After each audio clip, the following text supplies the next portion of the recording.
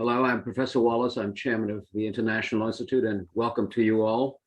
Yona has prepared an exciting program in which he refers to the destabilization of the world order. I suppose a more precise way to put it would be the liberal world order is being challenged. Raises so many different issues with respect to NATO, the energy situation in Europe, etc. At this point, Yona, why don't you take command?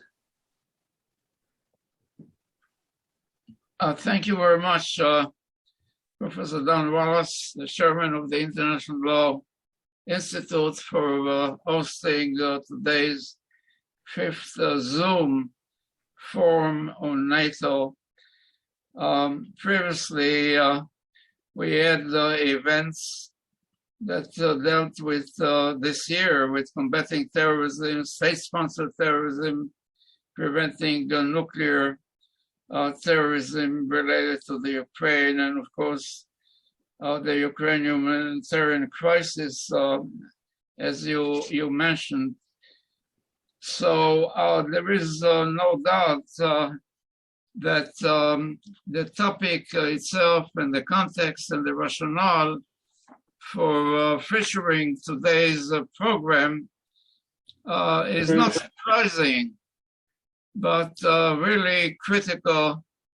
That Don, you mentioned specifically the grave humanitarian crisis and destabilization of the current geopolitical, liberal, as you said, or democratic world order.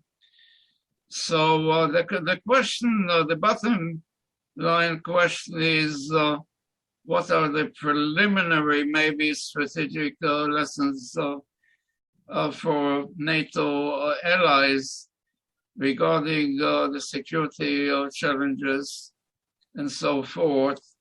And what is the short and long-term outlook for NATO's traditional security provider, originally and globally? Obviously, our event today is time sensitive. Also, in light of the upcoming NATO 2022 Strategic Concept Summit in Madrid in June, and as many of us will recall, that the NATO Secretary General Stoltenberg mentioned specifically that the Madrid strategic concept will reflect the new security environment and recommit to our values and reaffirm our unity, ensuring that our alliance is fit for the future. So that's basically the background for our event today. So at this time, I wish to briefly introduce our invited distinguished speakers in order of their participation. As many of us remember that all the participants on today's program have significantly contributed to our academic work for many, many years, actually decades. So with that, briefly, I would like to introduce first a General Retired Wesley Clark, the former Supreme Allied Commander of Europe, Ambassador retired Robert Hunter, if he's arriving at this time, and following that, Major General retired Dr. Mikhail Minescu, who is currently Professor of National School of Political Administrative Studies in Bucharest, Romania, and Professor Herman Mateus from the University of Ghent and the Free University in Brussels. And then we have several commentators One is Professor Nati Santa Maria, who is a professor at the Polytechnic University in Madrid and General Secretary of the Institute of Fusion Nuclear in memory of General Velarde. And Bruce Weinberg was a former Secretary of Defense and representative for Europe and former Deputy Assistant Secretary for European and NATO policy. And last but not least is Professor Shimon Shitritz, who is Professor of Public International Law of the Hebrew University in Jerusalem, former cabinet minister, member of the Knesset, the parliament, who is going to join us at today's event.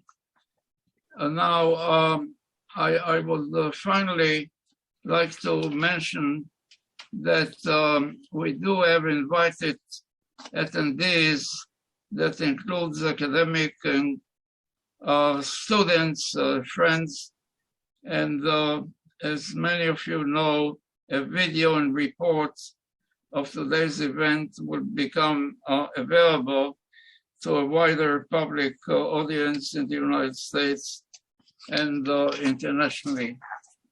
So at this time, I would like to again introduce General Wes Clark, as I mentioned before, and he will be able to make some opening remarks, mindful of his very tight schedule.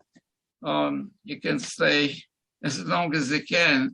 Now, there is basically no immediate reason to cover all General Clark's very significant contributions over the years. As many know, he's retired as a four-star general after 38 years in the United States Army, and he served many senior assignments over the years.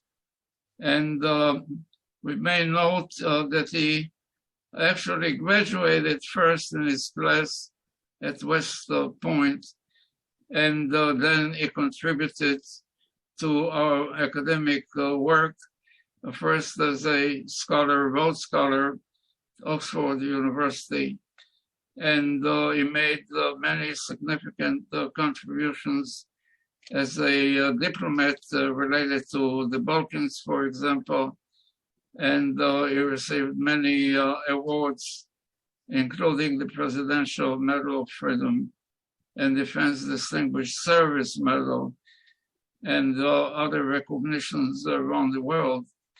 And last but not least, I may note his contribution as a businessman and educator, writer, and commentator. And we welcome him again, and we thank him for his many contributions to our academic work over the years. General Clark. Thank you very much, Jonah. May I have, let's say, 10 minutes to sketch out some thoughts? Absolutely. So at the end of the Cold War, it was 1990, and General Colin Powell was quick to call the end to America's tactical nuclear weapons program. I'd been assistant executive officer to General Alexander Haig in the 1978-79 period when the Soviet Union brought the intermediate range SS-20 mobile missiles in. They had they had 3 warheads. They could be hidden. NATO had nothing that was comparable, and there followed an anxious 3-4 years of debate, started by General Haig, followed by General Rogers, that culminated ultimately not only in the Glickam and Pershing II developments, but in the 0-0 INF treaty option. That was put in the mid-'80s, and by 1990, when the Soviet Union fell, we got rid of our tactical nuclear warheads. And of course, there were no more theater weapons. The Glickums and Pershing II were long gone. So we were left with our strategic nuclear deterrent. Didn't seem to be a problem in the 1990s. But we never had the means of arms control to encourage the Soviets or Russians to give up their tactical nuclear weapons. In fact, they continued their tactical nuclear weapon modernization program. I was in a darkened hotel lobby in the spring of 2014 in Ukraine, after the Ukrainians had called me over to look at Maidan. And a professor came up to me, whose name I don't now have, unfortunately, and explained that he had the KGB archives on the Cuban Missile Crisis. And he explained it this way. He said, I'm going to tell you why the Soviet Union lost the Cuban Missile Crisis. And I said, well, I'm not even sure you lost it. We gave up our Jupiter IRBMs in Italy and Turkey. He said, no, we lost it. And I'll tell you why. He said, because once Khrushchev got engaged, it wasn't Kennedy's diplomacy. It was the fact that by the correlation of forces, the Soviet Union knew that it could not stand up to America because America had strategic nuclear superiority. Vladimir Putin is the heir to all that work, and he's begun, starting in 2008 at least, maybe earlier, a very deliberate program of modernization of the Russian military at all levels, most importantly at the strategic level. And this was began to reach culmination in 2017 with the advertisement of the underwater drone 100 megaton torpedo that could go into New York City and unleash a huge tidal wave and destroy Manhattan, and then the hypersonics, which would be unstoppable. Of course, most of these ICBMs are unstoppable anyway. But he was convinced that he had something that we didn't. It gave him a sense of assurance. It freed him to then work at the lower levels. General Haig used to call strategic nuclear weapons the ultimate arbiter. Well, Putin believes he has it today. At the tactical and theater level, we have nothing but 100 warheads that could be delivered by F-16s if they could be penetrated in. Russia has some 2,000 tactical nuclear warheads that could be used. And Putin has used these effectively in the Ukraine crisis thus far. By issuing these nuclear threats, he undercuts the credibility of the United States and the NATO deterrent. Why? Because we can't match them. If he fires 10 40-ton nuclear weapons to, say, clear the site around Mykolaiv so he can advance to Odessa, what would the United States and NATO do? Well, we don't have anything comparable. We're not going to cause a Polaris missile to be launched off the coast of France to strike some Russian formation in Ukraine. It would be interpreted as a strategic attack. So what would we do? Putin sees this. He thinks he's found a hole in our deterrence. And he believes that because of this hole, if he's able to use these tactical nuclear weapons, that NATO would jump back in fear, that the German Socialist Party would say, oh my goodness, Ukraine's not worth it. That the French would say, well, they can't come to France because we have our own nuclear weapons. That the Italians would say, well, please, let's just go on with business. Ukraine's not that important. And it's been practiced in the Russian exercises. So we have a certain problem with the concept of extended deterrence that we've lived with really since 1950 in the United States. And this is a huge challenge to NATO. Now, the current situation in Kyiv is, and Ukraine is a situation, I believe, of premature exultation. There are too many reports of the Russian army not being motivated, not being comparable. They're only advancing 3-4 kilometers a day. they have completely reorganized that force since the failures north of Kyiv.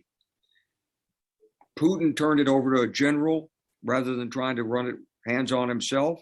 The general went back to traditional formations, big groups of tanks, big masses of artillery, move slowly. When you hit resistance, call in the artillery fire, blanket the area. Every village that could hold ambushes, just level it with artillery. It's not very fast, but it's very effective if you don't run out of artillery or artillery ammunition. And right now, we figure the Ukrainians are outnumbered maybe 3, maybe 4 to 1 in artillery tubes. They also don't have the ammunition they need. And for all the announcements over the last week, that stuff's not there yet. So at any moment, the two pincers that are coming together to encircle the Ukrainian force in the Donbass, right now they're 120 kilometers apart. That's closing at the rate of 4, 5, 7, 10 kilometers a day.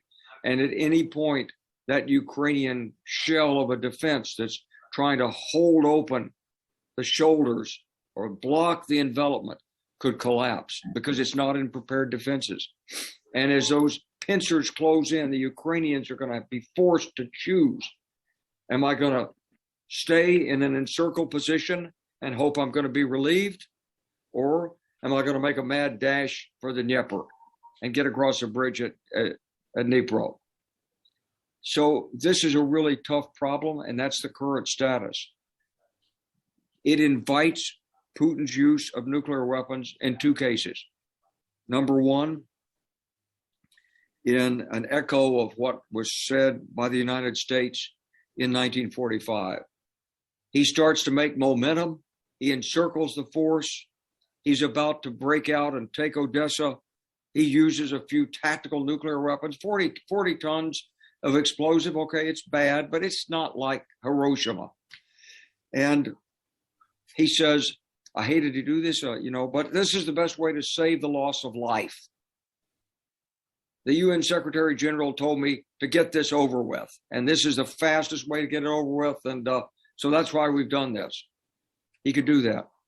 He could also use these nuclear weapons if, for some reason, the Russian advance falters and doesn't achieve the encirclement, and Russia is being thrown back.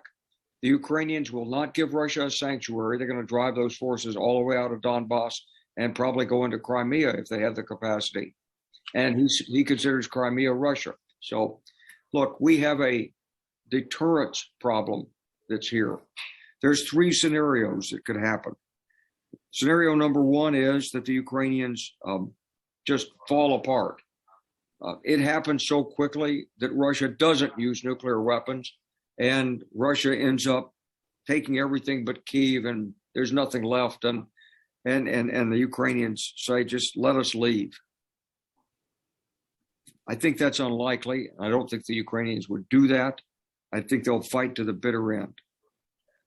But scenario number 2 is that the Ukrainians are successful and push the Russians out. And then there's a resort to nuclear weapons. And then what does NATO do? And scenario number 3 is the mixed message. It's like he takes the Donbass, the Ukrainians get their forces back. They've still got a force. They're not powerful enough to ford the Dnieper and regain the Donbass.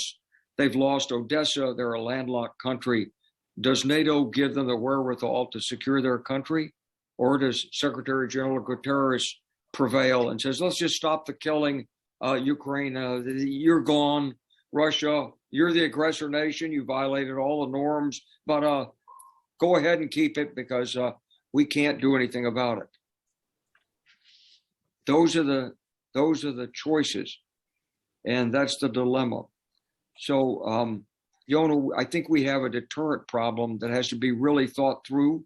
I think we're going to need to invest in theater nuclear modernization, tactical nuclear modernization, if we can't resolve this with Russia some other way, because our deterrence is being questioned.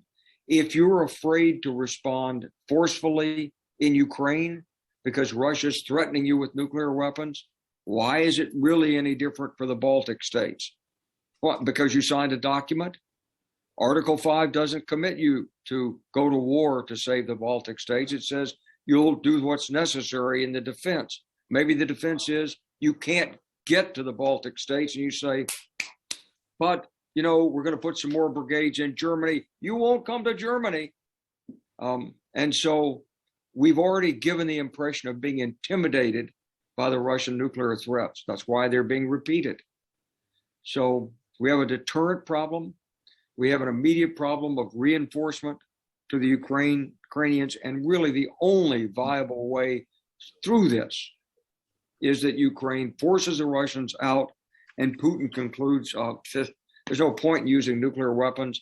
Let's try to keep Crimea. And we let the diplomats argue over Crimea. I think we've got some serious challenges in these issues. Thank you for allowing me to make this presentation, and I welcome the others who are presenting. I'm honored to be in this distinguished group, and I'll be with the discussion as long as I can. Thank you, Johan. Thank you very much, General. So in the interest of the time, I would like to invite our next speaker, Ambassador Retired Robert Hunter. We are grateful for his many contributions to our academic work over the years. He participated also at our seminars, most recently, as many of our colleagues know, he contributed a great deal to security concerns under a number of presidents, including Jimmy Carter and Bill Clinton, Lyndon Johnson, and so forth. And I think his contributions as a diplomat and a scholar is really remarkable. And we're looking forward to his comments and presentation on this topic. Bob? Well, thank you very much, Yona. It's an honor, as always, to be with one of your seminars, because over the years, you have been a leader on discussions of some of the most critical issues facing this nation and the West. And today is no exception, coming as we do at a critical moment. I'm not going to try to cover the same ground as my distinguished former colleague, Wes Clark. We served together when I was part of the time when I was NATO ambassador, and part of the time when he was Supreme Allied Commander Europe. We would sit around the NATO table in the old headquarters, the good old headquarters across the street from the current one, dealing with some of the more difficult problems, beginning, of course, with the implementation of the S4 for Bosnia, and then leading up to Kosovo, at which point I had left NATO. So, but I'm not going to try to track over what he said about the dilemmas involved with nuclear weapons, nuclear deterrence. I'm really going to address the situation short of getting to have to consider those questions, which God forbid we ever have to. Though I'll say one thing that in my long experience, which fortunately I was too young for the only nuclear war we had in 1945, but I've been involved in these issues since 1962 onward, including in part of my remit when I was a mid-level officer at the White House staff, basically working on education, but also working on IAEA issues and on the issue of the NATO deterrent, even as a relatively young person in the White House at that time, where the mixed man multilateral force, I think, play a role in seeing that did not need to go to fruition and indeed it did not go to fruition.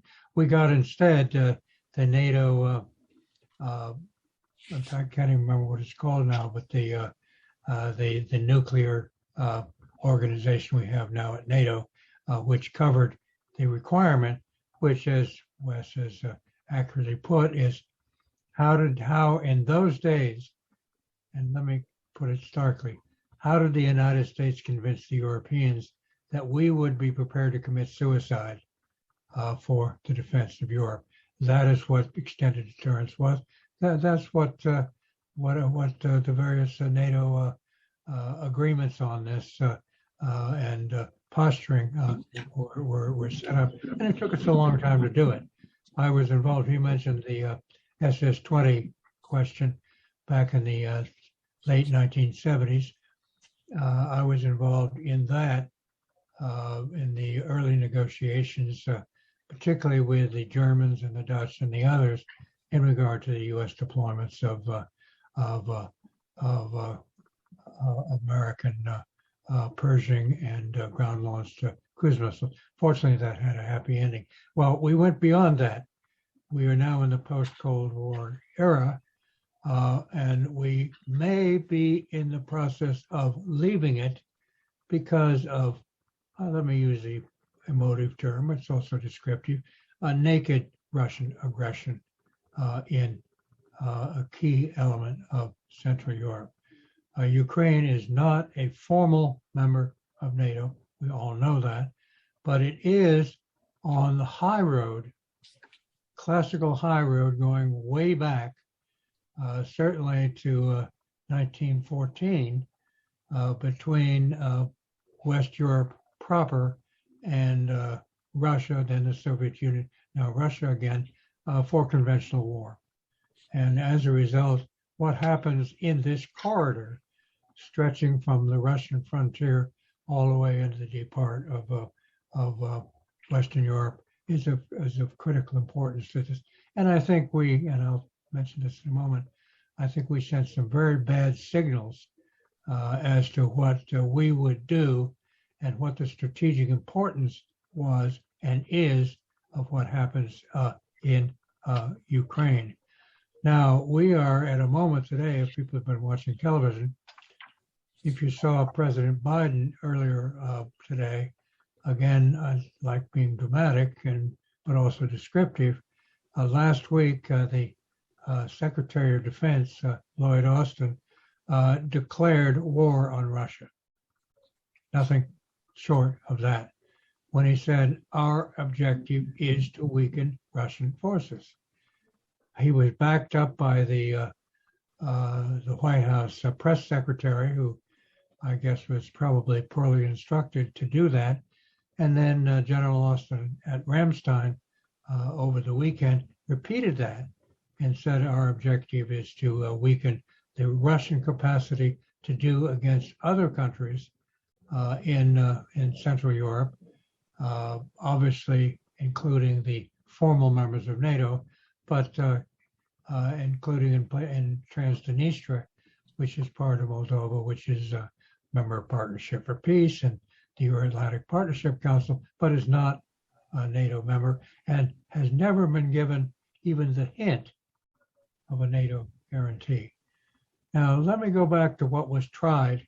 I'm sorry. So General Austin declared war on Russia.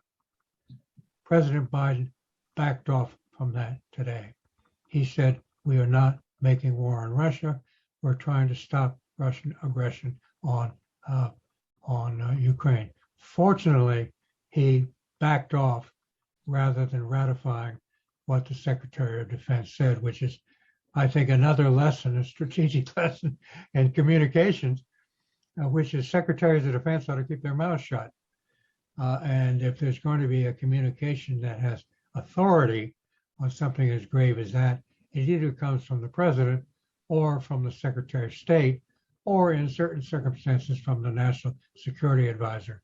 I think General Austin was, I doubt he was so instructed. I think it was an unfortunate use of words, and it took the United States apparat, the President of the United States intel, what's the time now? It's 2 o'clock in the afternoon here. It took him until about 11:15 this morning to correct the record and keep us from entering a new and uncertain strategic area in which the United States, for the first time since 1919, would get into war with Russia.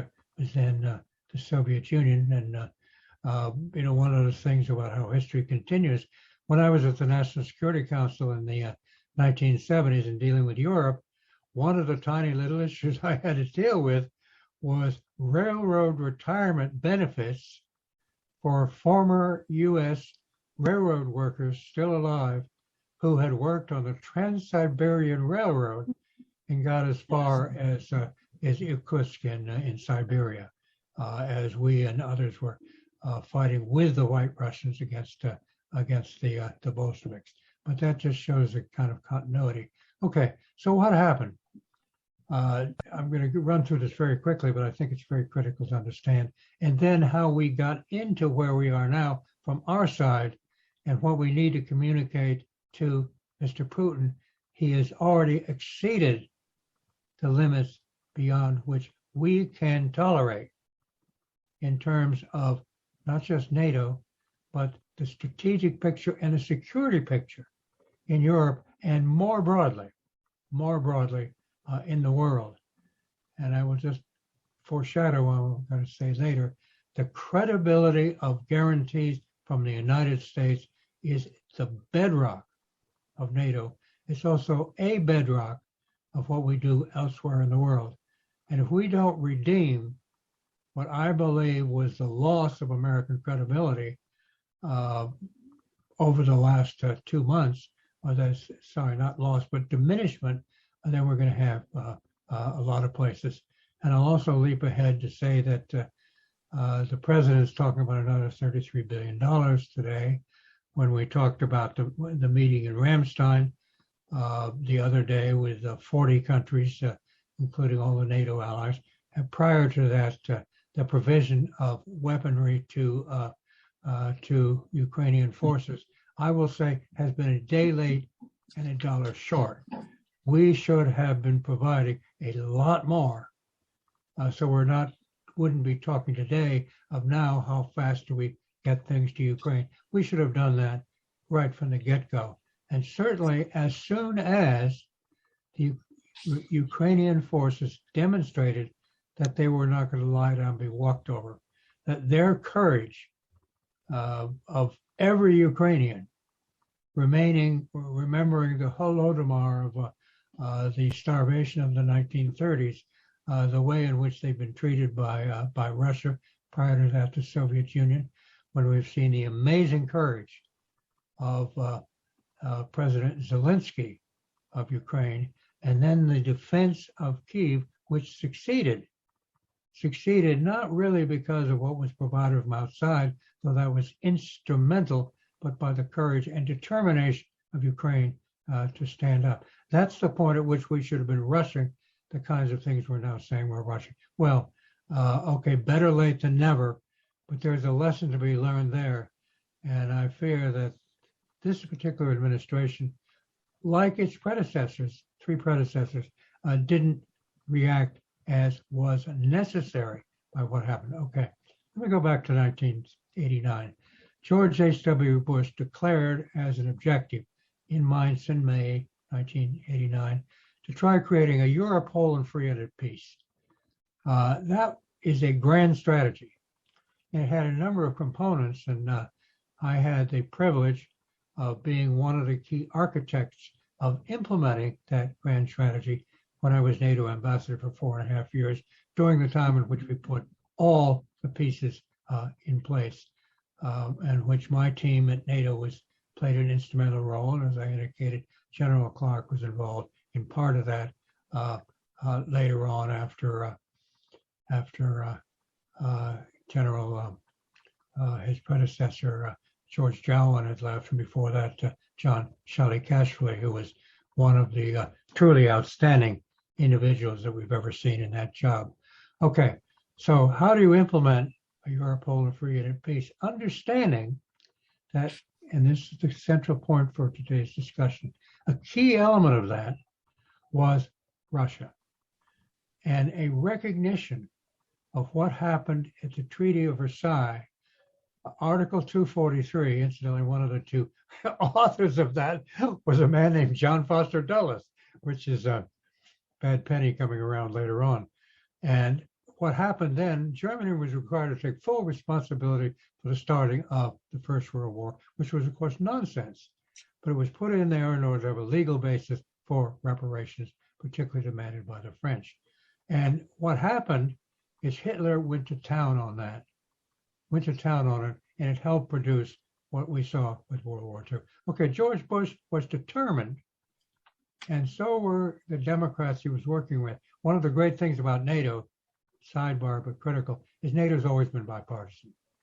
I don't think I can think of another element of day-to-day U.S. Foreign policy that's always been bipartisan. It's a great, great strength for our country and a great strength for NATO and a great deterrent in itself. Okay, core to Europe, Poland, free and at peace was not to see repeated what happened with Germany having with Russia. Understanding that at some point it would rise again like the phoenix from the ashes and would become a central power in Europe that we would need to deal with one way or another. Okay, but not, if we could possibly avoid it, having a repeat of what happened after 1919. Okay, so what were the elements? Very quickly. Number one, the United States would remain as a European power. We would not leave like we did in 1919, or did in part, beginning in late 1945, and then coming back again militarily, beginning in 1950 with Allied Command Europe, and what was then considered the great American strategic weapon, the first SACEUR General of the Army, Dwight D. Eisenhower, worth a couple of divisions, we used to say. No, I didn't say it. I was still a little bit young for dealing with NATO. Number one, America stay as a European power. Number two, preserve the integrated military command system, unprecedented in history. I don't need to review that for this group. Third, the German problem, which had started about 1866, how to deal with Germany, was in effect brought to an end because the Russians accepted under the 2.4 agreement, 2+4 agreement, that unified Germany would be within NATO, all of it. Why? So it would be in the NATO alliance and with the United States, so we could keep watch on Germany. And who is a great champion of that? German Federal Chancellor Kohl. All right, we then had the effort to take Central Europe off the geopolitical chessboard, proximate cause of the First and Second World Wars and the Cold War. We started with Partnership for Peace, which could well have been sufficient. But countries in Central Europe said, no, wait a second, what we've been through with the Second World War, some of them, and certainly in the Cold War with Soviet domination, we need more than that. So the first enlargement was, which was three countries, if you remember, they were Poland, the Czech Republic, and Hungary. Russia didn't like it, but they sat still for it for a simple reason. Poland and the Czech Republic surrounded Germany, where NATO and the United States could give an added assurance to everybody, as I used to say, so that this generation of Germans would make impossible for a future generation of Germans, if it so happened, to do what the previous generations of Germans did. Russians accepted that. Where the problems began was further enlargement, which went beyond that. The Baltic states special case, don't need to review why a special case, going all the way back to 1918, what happened in the Nazi-Soviet Pact. The fact, of course, we never recognized that they had been incorporated into the Soviet Union. And they're also not Slavic countries, not Slavic. So there is really no history of internalizing, if that's what Putin is trying to do with the old Kievan Rus Slavic usage and claiming that Ukraine had never been independent, blah, blah, blah, blah. That hadn't applied to the Baltic states even now, and it doesn't apply to Finland, which is the other country out there. His focus, which might shift if he gets away with what he's doing now. We have to stop him getting away with it. And then you turn to the big issue, which is what about Russia? So before NATO enlargement came along, there was a negotiation of the NATO-Russia Founding Act, May the 27th, 1997. Go back and read it. It's got a bunch of principles and then 19 areas of specific cooperation, and then a NATO-Russia Permanent Joint Council, but which had NATO sitting on one side and the Russians sitting on the other. That was transformed in Rome, and I think it was 2003, for the NATO-Russia Council, in which Russia would sit at the table, and if it's resuscitated, will again, as an equal, in which any ally would have the same principle as, plus Russia, would have the same principle as had under, and has under NATO, which is, it never takes a vote. It is always takes decision by consensus. Okay, then what about Ukraine? It was understood in 1997 by everybody that including the Ukrainians at the time, that Ukraine could never become part of NATO and be right up against the Russian frontier. So what does that leave them? Well, we were trying to get beyond spheres of influence and balance of power. So we created a thing called the NATO-Russia Charter, which gives them all kinds of rights, cooperation with NATO, consultations and that. I know about that because I negotiated it for NATO, right? And I went to the 20th anniversary and spoke in the RADA 2017 on this. Okay. Now, a couple of things went wrong on the Western side. First, beginning in 1998, the people who had understood you could not drive Russia into a corner because someday it's going to come back at you, left the government. And we're left with people who said, in effect, okay, Russia lost the war, Cold War, so we can do whatever we want, and started doing that.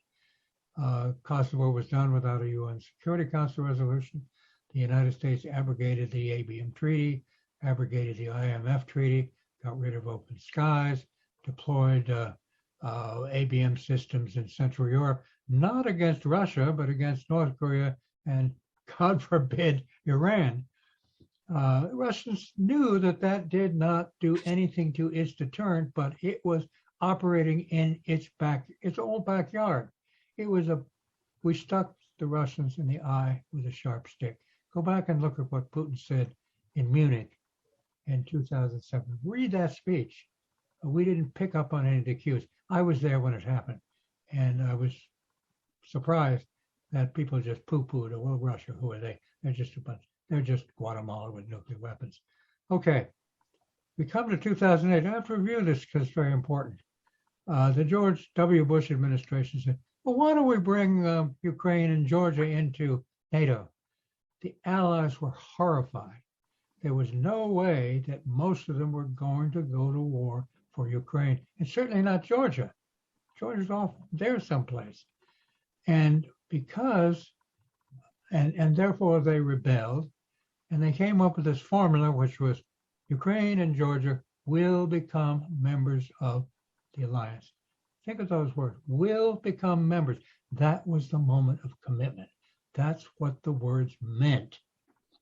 And they had no other interpretation, despite the fact that some people say now, oh, well, it doesn't mean that at all, et cetera, et cetera. There wasn't really a promise.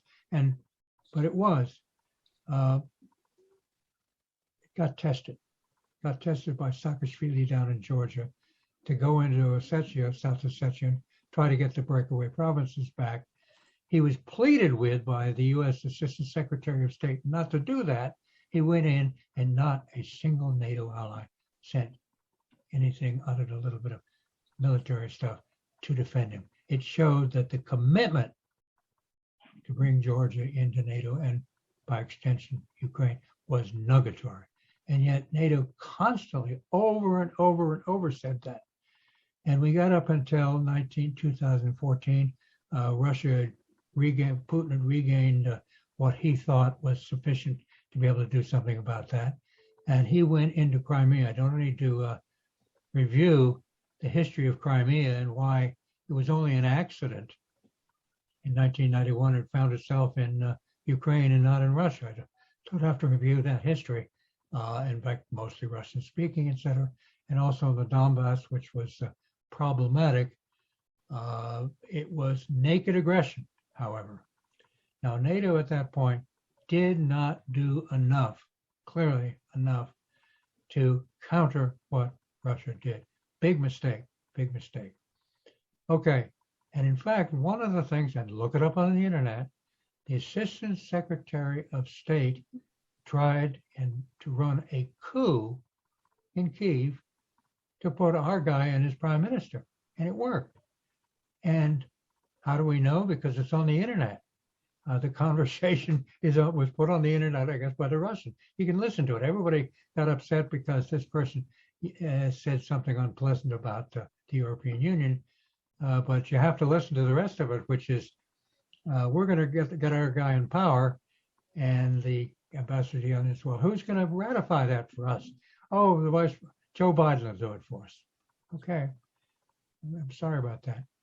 So, okay, we get to now, in which in this last year, in which Putin felt strong enough to now go in and try to do what he has done with regard to Ukraine.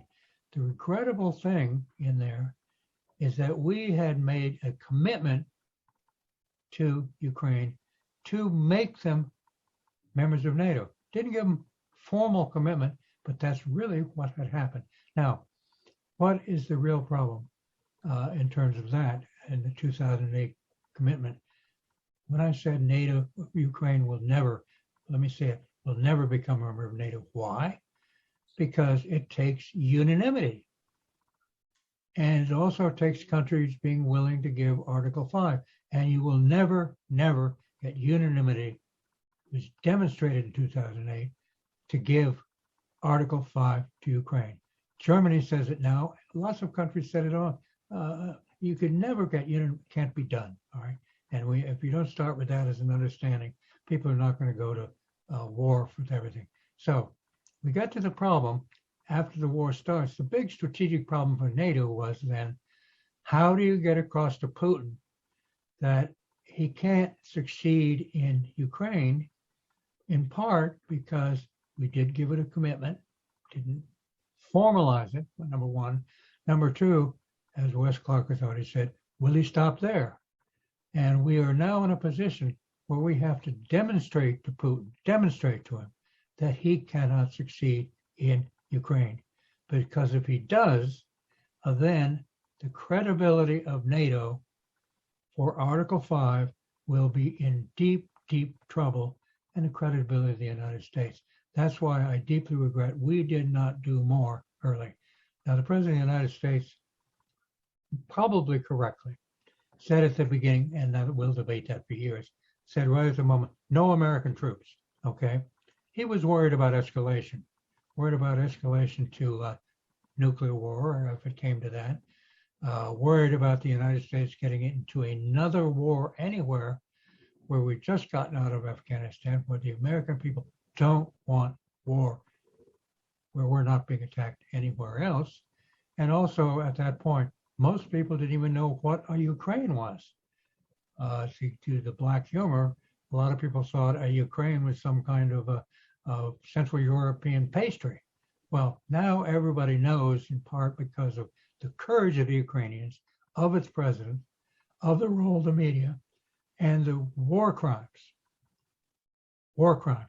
slaughter, as we've been seeing it on television, and what Mr. Putin has been doing with his people, okay? So step number one is we have to prevent Russia from succeeding militarily, and we're now a day late and $1 short. We also, in my judgment, should be keeping our mouth shut about things like trying to weaken Russia. Of course, we'd like to weaken Russia. Of course, we'd like to make it more difficult for it to or maybe even impossible to do to other countries like it's doing to Ukraine. But you keep your mouth shut about that. You don't force Putin to dig in his heels even more. And also for people in Russia who also, like it or not, most of them, Putin's still 70% popular. And it's not just they aren't being told what's going on, it's because they don't want to see their country attacked. It's one reason why we have not countenanced attacks into Russia. There have been a couple of that may have done that, but we have not countenanced. I also regret that 2 days ago, the British Foreign Secretary said, we have to drive Russia out of Ukraine. Well, if you're going to do it, but keep your mouth shut about it. Because if you realize there's going to have to be some form of negotiations to end this thing, or we're going to be genuinely in a lasting war with Russia, not just getting Russia out of Ukraine, and with the United States itself ineluctably involved, you've got to be very careful what you say. So we need to put in whatever we have to, and whatever we can. We can, of course, we can put it in order to keep, now that Russia has been denied phase 1 against Kyiv, we have to make sure it is denied phase 2, which to start with, to create a landlocked Ukraine. Number 2, to prevent it from having that land bridge. And number 3, to make sure if they're going to try to consolidate anything in the Donbass, they pay a heavy, heavy conventional military force. I say defeat difficulty. So we have to be in this as NATO, but with the United States in the lead, because as we all know, I'll conclude on this, going all the way back, NATO has been nothing without the United States. And one little sidebar, people remember, not a sidebar, it's central. On 9/12, the day after 9/11, NATO declared Article 5. We didn't ask for it. The Canadians proposed it. The Allies said, can we do it? And they came to the United States, do you mind if we declare Article 5? And I said, well, if you want to do it, fine, it's great with us. Why did they do it? Not because they thought that there was going to be major terrorist attacks in Europe, even though there were some terrorist attacks, but nothing of the quality and drama and lasting threat as we saw of 9/11, but for one simple reason. They were worried we would become so distracted that we would not focus on the number one European requirement, which was the defense of Europe and the credibility of the commitment to deal with Russia. Nobody else can deal with Russia. Same with 2003 going into Iraq, in which, except for a couple of allies, Germany and France, who turned out to be right, to get involved in Iraq, and then of course sending troops to Afghanistan.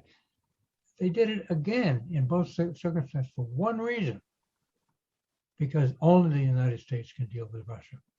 So that's my bottom line right now.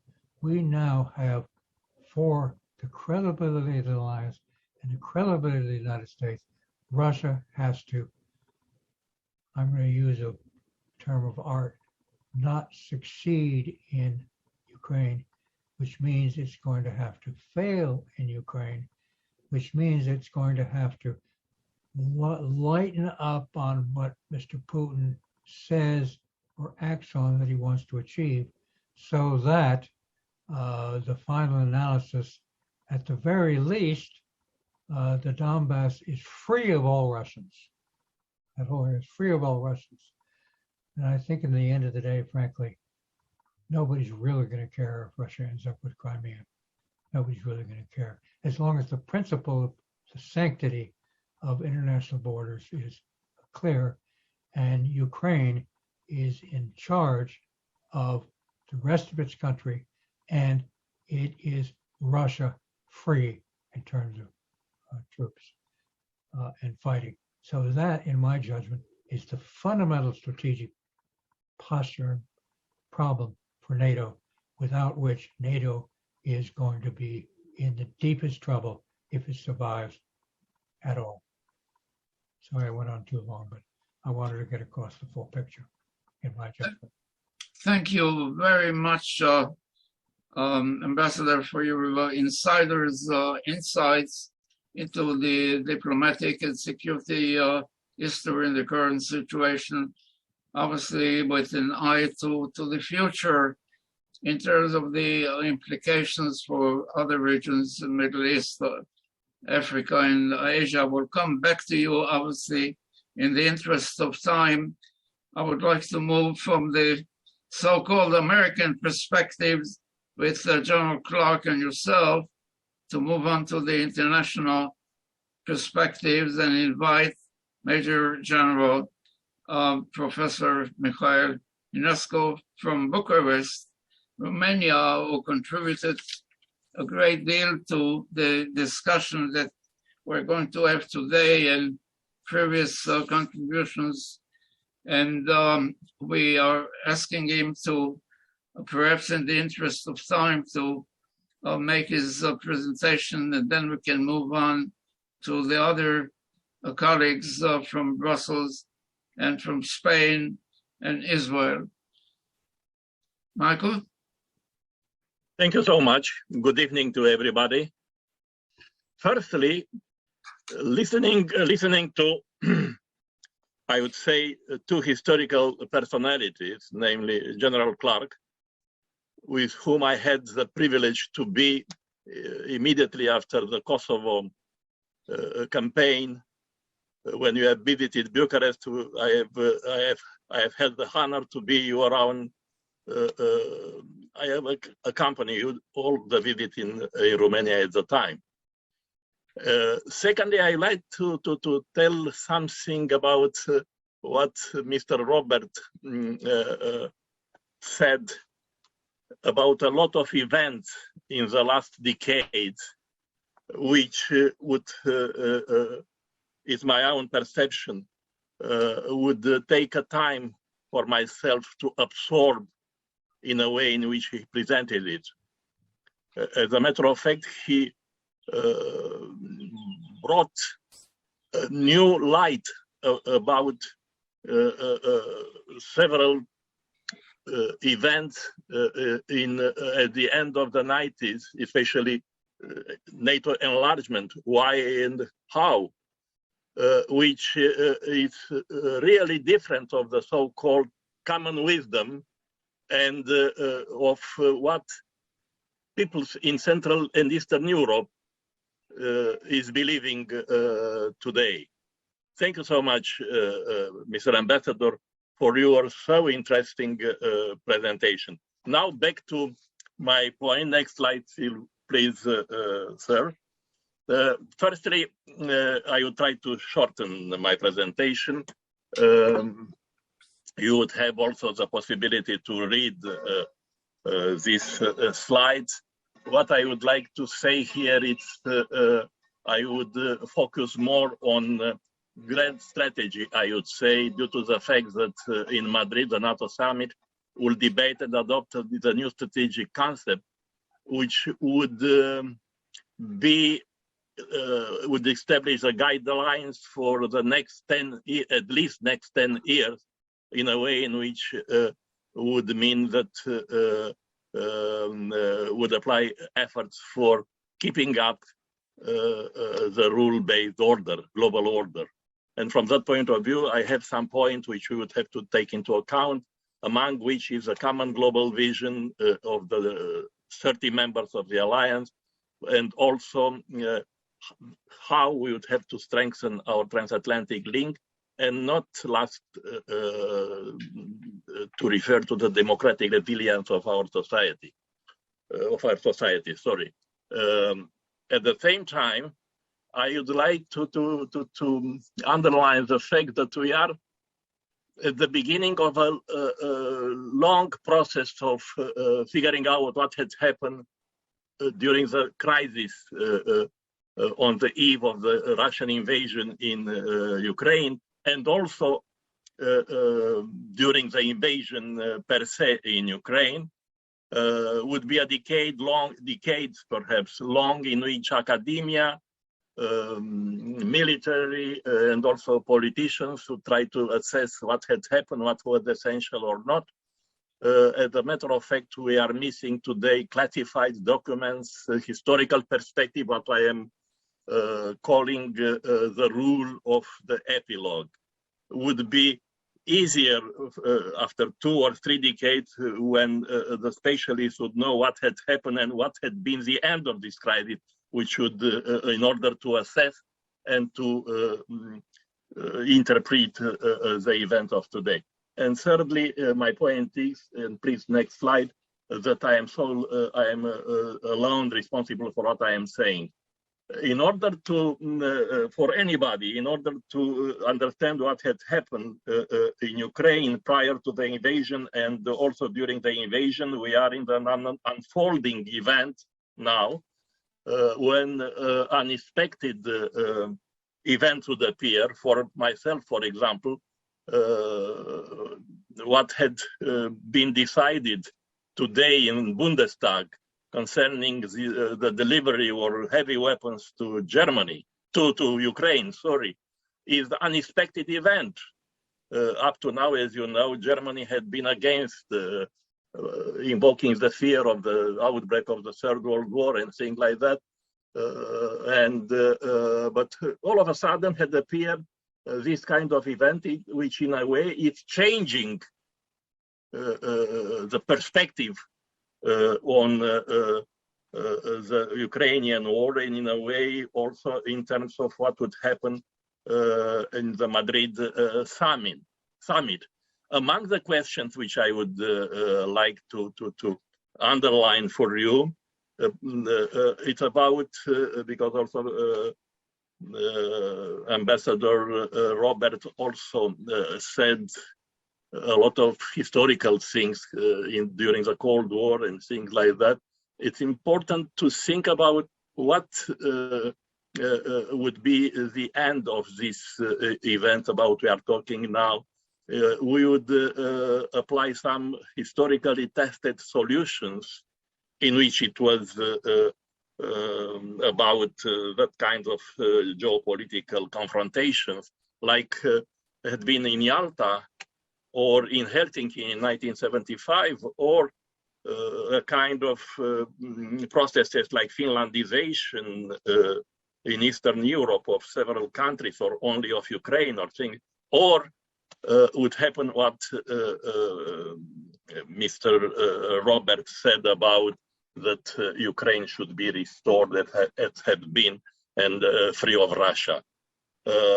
Because it's about the next slide, about the credibility of NATO, in a way, a kind of existential issue for the Atlantic Alliance. These are also some other questions, among which I would underline the fact that we would have to ask ourselves if Russia is doing that alone or in close contact in a formal or informal alliance with China, in a way to dominate Eurasia, and in such a way to challenge the rule-based global order. And at the same time, I am discussing also here if the Ukrainian war and the prolongation of it would be favorable to Russia or not. And in my opinion, it seems to me that Russia is interested in prolonging the Ukrainian war in order to keep Europe unstable, to divide allies, and hopefully for Moscow, for Kremlin, to destroy the transatlantic link. Answering to these questions and all other questions about, we would have to assess what kind of changes we would need to be included within the new strategic concept as a result of the lesson learned from the war, including, very important from the point of view, war fighting concept, because after General Clark told us about nuclear deterrence and the dilemma in which the USA is today in this point, would have to assess the situation and at the same time to consider how the new strategic concept of NATO would include behavior of the alliance in such kind of geopolitical confrontations, in which what Lavrov several days ago called Ukraine war being, or special operation being, a kind of proxy war. If such kind of proxy wars would appear, as Moscow said, would appear in the future, we would have to think about it. Next slide, please. Here, I am focusing on the answer to the questions, which is the invasion, the Russian invasion in Ukraine goal. It's to change the balance of power in Europe or to transform the global system. From that point of view, the experts and commentators and what is telling here in Eastern and Central Europe, there are two theories, namely that firstly that Russia explicit goal is a disintegration of NATO and EU and any other structure in the international architecture that gets in its way in Europe. So in a way, to dominate Europe. This is the first theory. The second one is that if Ukraine would be defeated and Russia would be a victor in this confrontation, would encourage the authoritarian great powers, Russia and China, to keep pushing for a revised security order based on spheres of influence and rejecting the values of democracy and human rights. Also, trying to answer to that question, I have tried to answer to the question if Russia is alone in its effort to destroy the current European and global order, and I am close to the conclusion that formal or informal between China and Russia there is an alliance, and sooner or later we would see that they would support each other in challenging the global order. At least the statement of the two presidents of these countries in February for this year, and also Vice Minister of Foreign Affairs of China statement to the Russian ambassador in Beijing is also underlining the fact that according to their previous understanding, they would support each other even in Ukraine.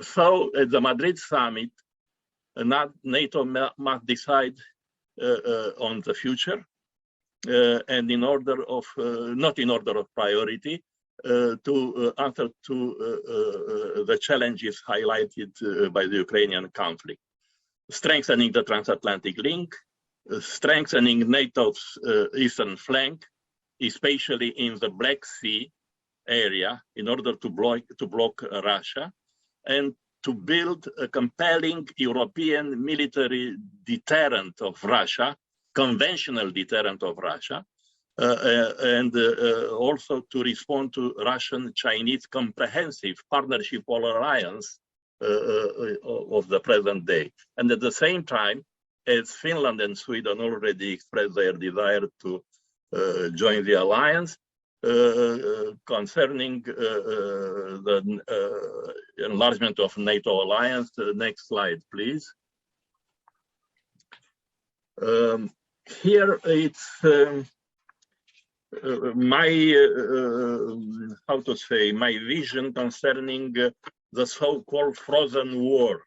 Frozen war is a concept invented, well, is a concept of Lindley French, presented on the eve of Russian invasion, in which he said that for Russia, this frozen war, namely the mobility of her troops alongside the frontiers of Ukraine, and things like that, what means frozen conflict from that point of view, it's keeping and now prolonging this military operation even several years, if to force the West to multiply aid to Kiev significantly, and keeping the West busy and asking itself in Western Europe especially, what next in Eastern Europe, what Russia would do in Eastern Europe, would divide the West, would create a condition for the appearance of the war fatigue. Remember the huge demonstrations in '83 and '84 against the deployment of Pershing II. And at the same time, this would keep Europe entirely, I mean European Union, especially in a unsecure, and at the same time pushing it to neglect the other important global region like India Pacific, where China could act. Here is a danger of Ukrainian war for what could be in the future for US and for NATO, who knows, in terms of blocking the domination of the heartland of Eurasia by an alliance between Russia and China. And from that point of view, a quick victory of the Ukrainians in that war is needed. Next slide, please. Here,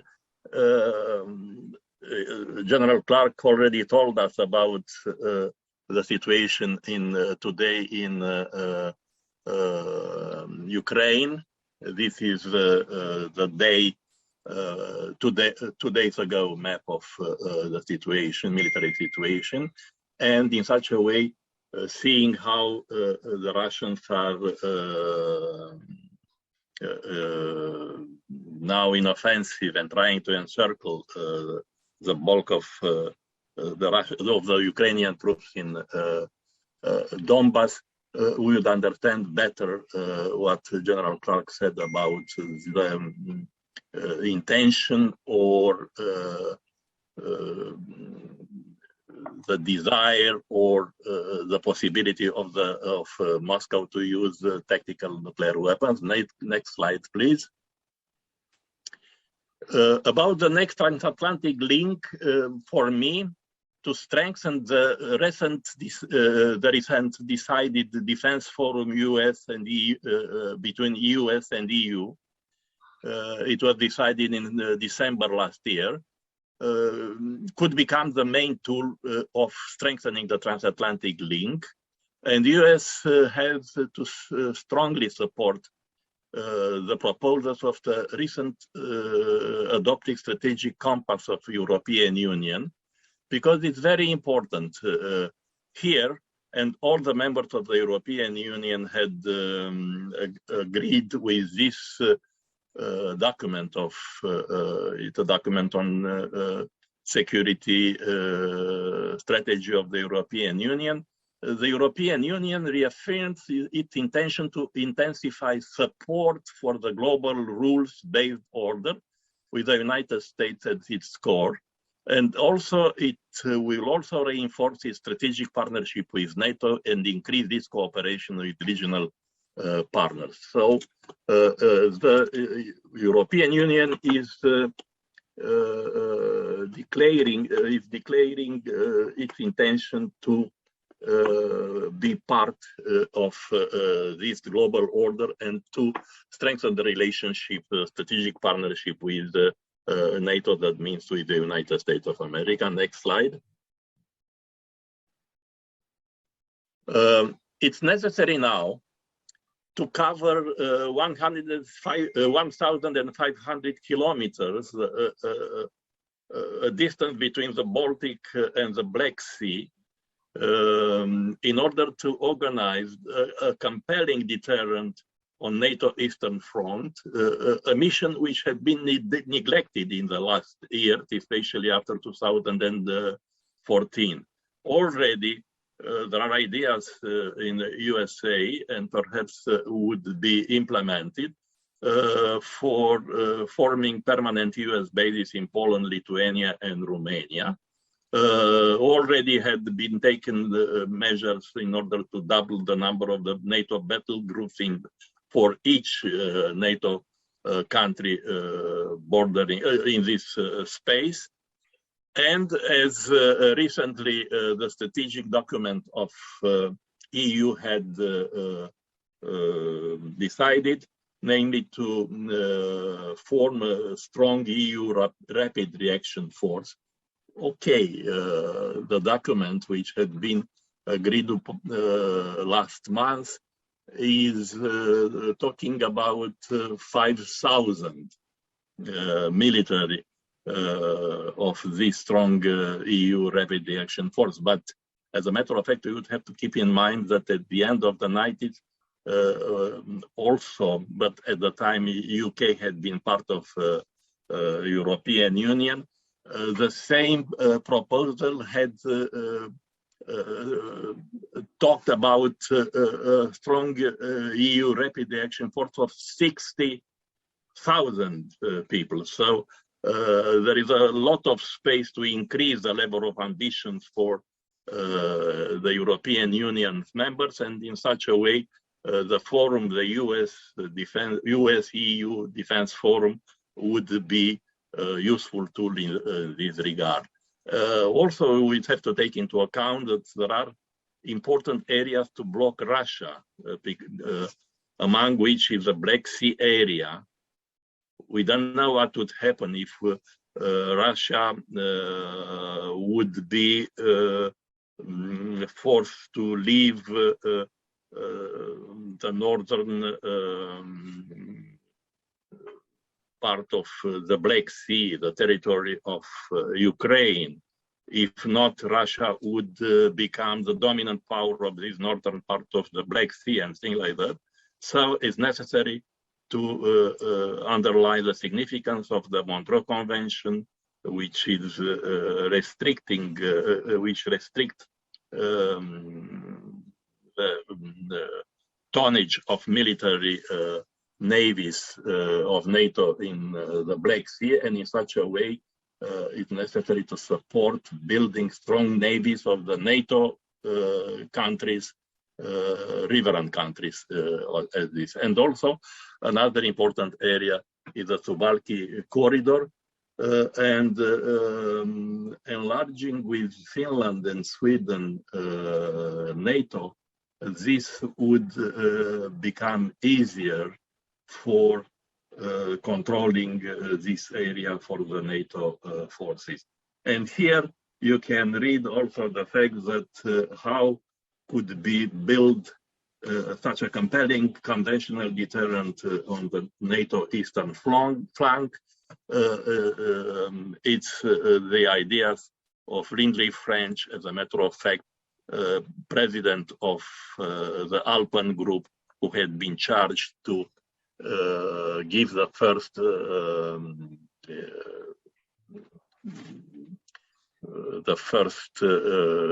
draft concept, new NATO strategic concept, among which it's important to think about it.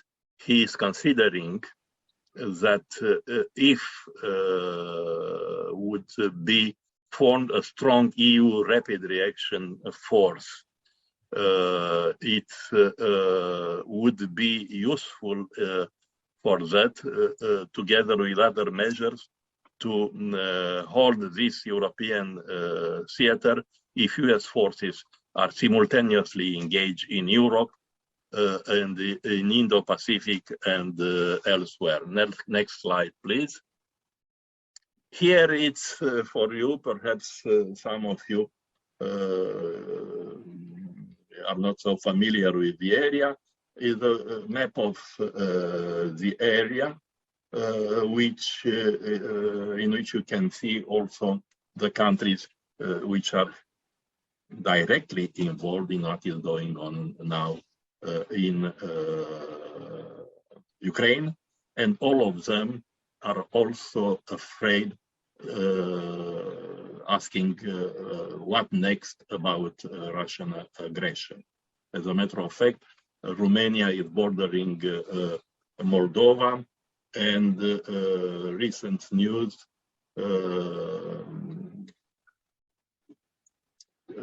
shows us that perhaps Moldova had been last month in the plans of Kremlin for changing the status of the country, and now when the Russians are attacking Odessa, bombing Odessa, and the Russian general declaring that they would like to create a connection between Odessa and Transnistria, the danger of an aggression is a big one.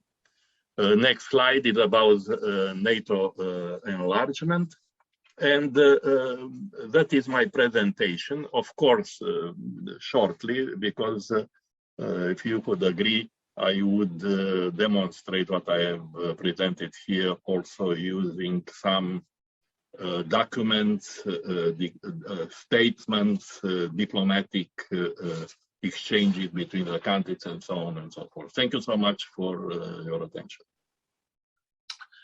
Thank you very much, Michael, for your very comprehensive strategic, I think, analysis here, and dealing with multiple areas to take into account, all the way from proxy war to frozen war, maybe protected war, but the key is whether civilization can survive WMD challenges in the future. We'll come back to it. Now, I would like to move, in the interest of time, to our next European colleague from Brussels, Professor Herman Metadis, who contributed also to our studies over the years in dealing specifically with some of the issues related to the role of intelligence, secret service, as well as the budgets of NATO, for example, one of his latest contributions. Herman, would you please make your presentation so we can move on to some of the other panelists? Okay, thank you and good evening. So I hope, yeah, here's my presentation. Thank you. Good evening from Bruges, here in Belgium. It's already evening. It's 9:25 p.m. It's dark and 10 degrees outside. So I'm living here in Bruges on the North Sea side, 100 kilometers from the capital city, Brussels, where the NATO political headquarters is located, and the CHIP headquarters is located in Mons. That's approximately 75 kilometers from here. Thank you for your invitation, Jona. And so my slides are concerning the defense spendings of the NATO members. And over the last years, I have written a few articles concerning the defense spending of the countries in the NATO, and also the NATO. And my source is always the yearly report of the NATO Secretary General. And so that's my source for my presentation. And I want to show you something about what happened over the last years with the Wales agreements in 2014, where they have decided in the NATO and under the administration of President Obama that 10 years later in 24, and we are already in 22, that's so in 2 years' time, that all the NATO members should have a defense spending of 2% GDP, and also that 1/5 or 20% of the national defense budget should be spending on investments. So that's my story, and thank you. First slide. So the targets of Wales. What do you see in 21? Because the annual report, which was presented a few weeks ago here in Brussels, is concerning the year 21. What do we see in 21? That for the moment, 8 of the 30 members of the NATO are over the 2% GDP norm. Number one in the hit list is Greece, always one of the big spenders. Then the US, Poland, the 3 Baltic states, and Croatia. So that means that today 8 NATO members have a national defense budget over the 2% GDP, like decided in the Wales Cardiff Summit of 2014. We do find the 3 countries, Romania, Norway, and France, between 1.75 and the 2. And then we do find quite a great group of 8 of the 30 members between 1.5 and 1.75. And then 11, so 1/3 of the total group, is under the 1.5 GDP norm. When I see to the figures over the last 10 years, the decade, then you see that the deepest point, so that means the year with the lowest defense expenditures, was the year 2017, and between 2017 and 21 there was really an improvement, certainly in the European NATO members, concerning the defense budget. And also I have to underline the fact that over the last days and weeks, several European government leaders have decided and declared that they should upgrade and increase their national defense budget. Also, for example, when you see that from the great European states, that only the United Kingdom and Poland are over the 2% norm. France is now in 21 was France on 1.93. So I suppose that in the next year, the Macron government will reach the 2%. Germany is already set tonight. Germany was in 21 on 1.49% defense, but the German Chancellor, Chancellor Scholz, has already declared several times that in a few years' time, Germany will reach a defense budget of 2% of the German GDP, and knowing that the German GDP is the greatest one of Europe and the second one of the NATO of the United States, that means that Germany will have in a few years' time the most important defense budget of Europe. And then I take the 2 other greater states in Europe, Italy, 1.54, and on the quite, 29, place 29, place 28, excuse me, Spain, 1.03. So still a lot of improvement necessary to look for more defense budget means in Spain. That's the situation. So let's say that in the next year, certainly in the European Union, France and the Federal Republic of Germany will reach the NATO guidelines of the 2% GDP. Next slide, please. Also, there is a second guideline that says that the NATO should reach in 24, the NATO members, that 1/5 or 20% of the national defense budget should go to investments. And for example, in 2016, we see that only 9 members could reach this 20%. But now in the 21 yearly report of the Secretary General, we see already that 21 on the 30, 70% already of the NATO members have reached this second target of the Wales Summit. So in other words, it's quite easier, quite is a bad word, but it's easier to reach the second target of the Wales Summit than to reach the first one, of course. But here you see at 21 and 30, so I suppose that on 24, in a few years' time, that should be 25, 26, 27 members, which should be according to this budget guideline of the NATO. When you take also a view to the yearly reports of the NATO, it's also always interesting to see to the amount of the military personnel. And so I have taken here the year 2016, which was for the most of the countries the lowest point. In other words, the year in which they did have the lowest amount of military personnel or manpower, and 21. So on the latest figures of the yearly report of the NATO. There you see the United States, it was always more than 1.3 million. So if you compare the 5 years, then you see there 50,000 increasing. The United Kingdom, also there you see an enormous upgrade of the military manpower in 5 years' time. In this case, 70,000 coming from 193,000 to 165,000, 56,000.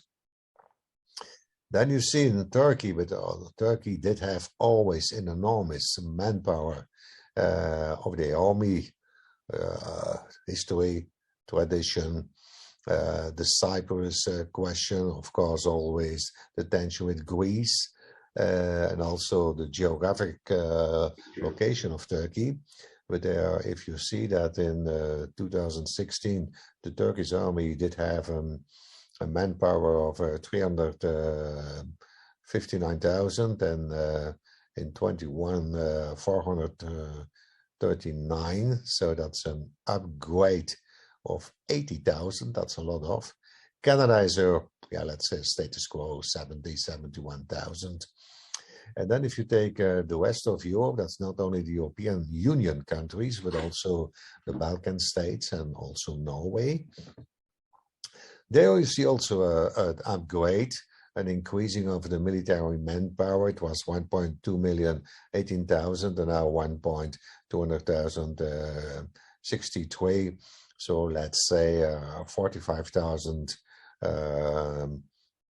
increasing upgrade of the military manpower in the European states. So conclusion is that's not a guideline of the Wales Summit, but you see that over the last 5 years there was really except Canada and all the other countries and parts of the NATO, an increasing more investment in military personnel and manpower.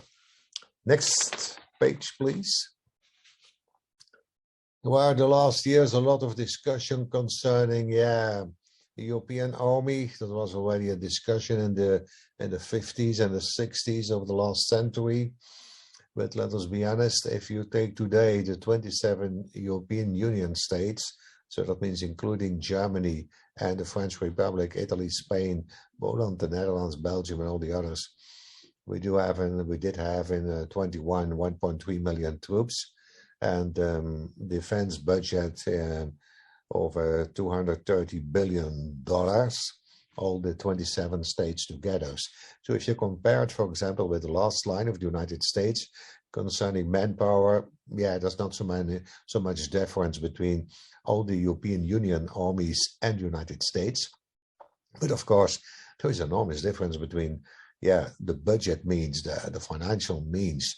If you take the American, US government defense budget and all the defense budgets of the 27 member states of the European Union.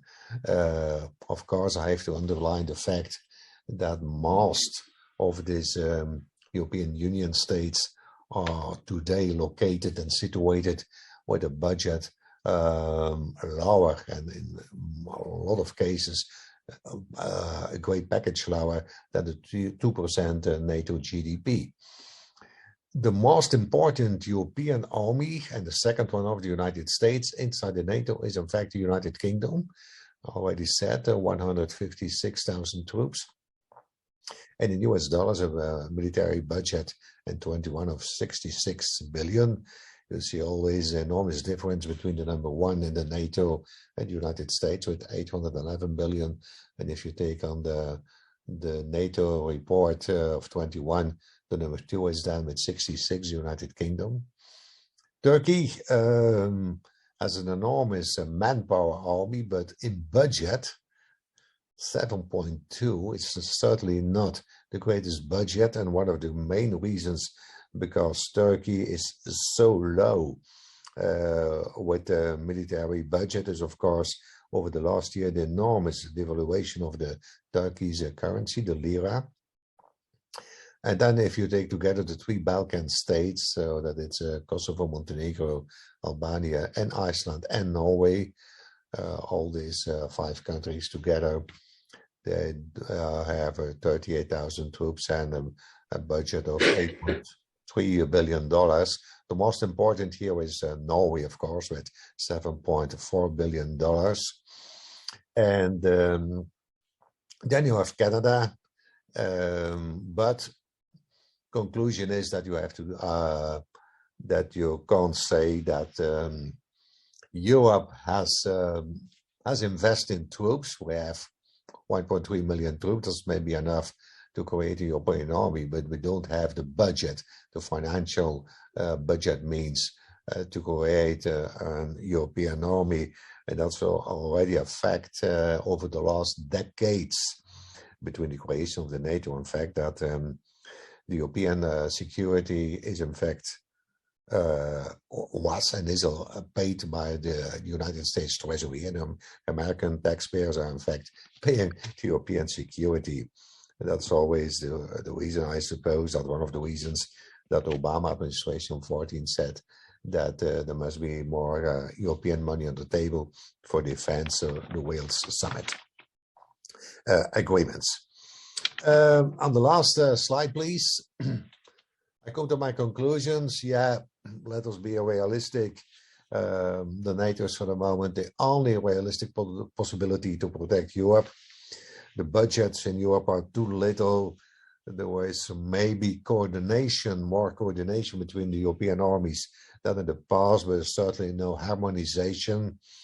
One of the main questions in the next years will be the political question, and based on the budget facts, if the German government gonna increase the German military budget to 2% GDP, then the German military budget will be a lot higher and more important than the French one. Yeah, that will be a problem for the Macron administration. They're always saying to create a European army, but when, for example, when they ask on the French President Macron, just re-elect, if he is also agree to transfer the French nuclear power, the force de frappe française, to Europe, then he says always no. That has to say in the French hand, he says always, and it's the same thing with the fact that France is one of the 5 countries in the United Nations with a permanent seat and a veto right in Security Council. And also there, quite recently, the French president has said that the force de frappe and the security veto seat that I don't want to transfer to a European level, so that has to stay in Paris. Secondly, the fact that we have the NATO is always also a win-win situation, I suppose, and I think also for the both sides of the Atlantic. We do have a lot of economic, financial, and cultural relationships and traditions between North America and Western Europe. certainly on the European side, the military budget were and are in a lot of countries still the object of budget savings. But there was certainly an improvement if you had compared between the lowest point in 2017 and today, based on the last figures in the NATO report of 21. So the point is also what, after all the declarations of the European government leaders over the last days and weeks, as a result of the Ukraine war, we shall see in the next months what they're going to do in reality concerning an upgrade and increasing of their military budget. Also for Europe, the fact that in the period of the creation of the NATO in 49, last century, till now, we are now, let's say, 75 years later, that's a very historical long period of peace for Western Europe. And should we have also the same situation of peace without the NATO? I doubt it, really. If you see in history and you go back in history and you see that between 1870, the war between France and Germany and the First World War, there was a period of 40 years, and there was back war between 1918 and 1940 after 22 years back war. Then we have now, for European history norms, a very long historical period of peace in Western Europe. And then I want to conclude here now with actuality and a topic from the news. Yeah, what's going to happen if Finland and Sweden are going to join the NATO? Don't forget, with Finland, that's a very long border, or 1,300 kilometers, a direct border with Russia. Also, we see that in Finland, over the last years, they have increased their military budget. It's already now today on 2% GDP. So it's in accordance with the World Summit guidelines. Sweden also has declared that they're gonna upgrade and increase their military budget from 6 to 10 million euros in 2 years time. So that means also that in 2024, that Sweden will reach the 2% GDP.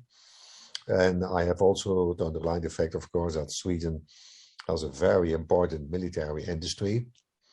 Also, Finland, maybe a next member of the NATO, has also bought the F-35 American jet fighter for the army.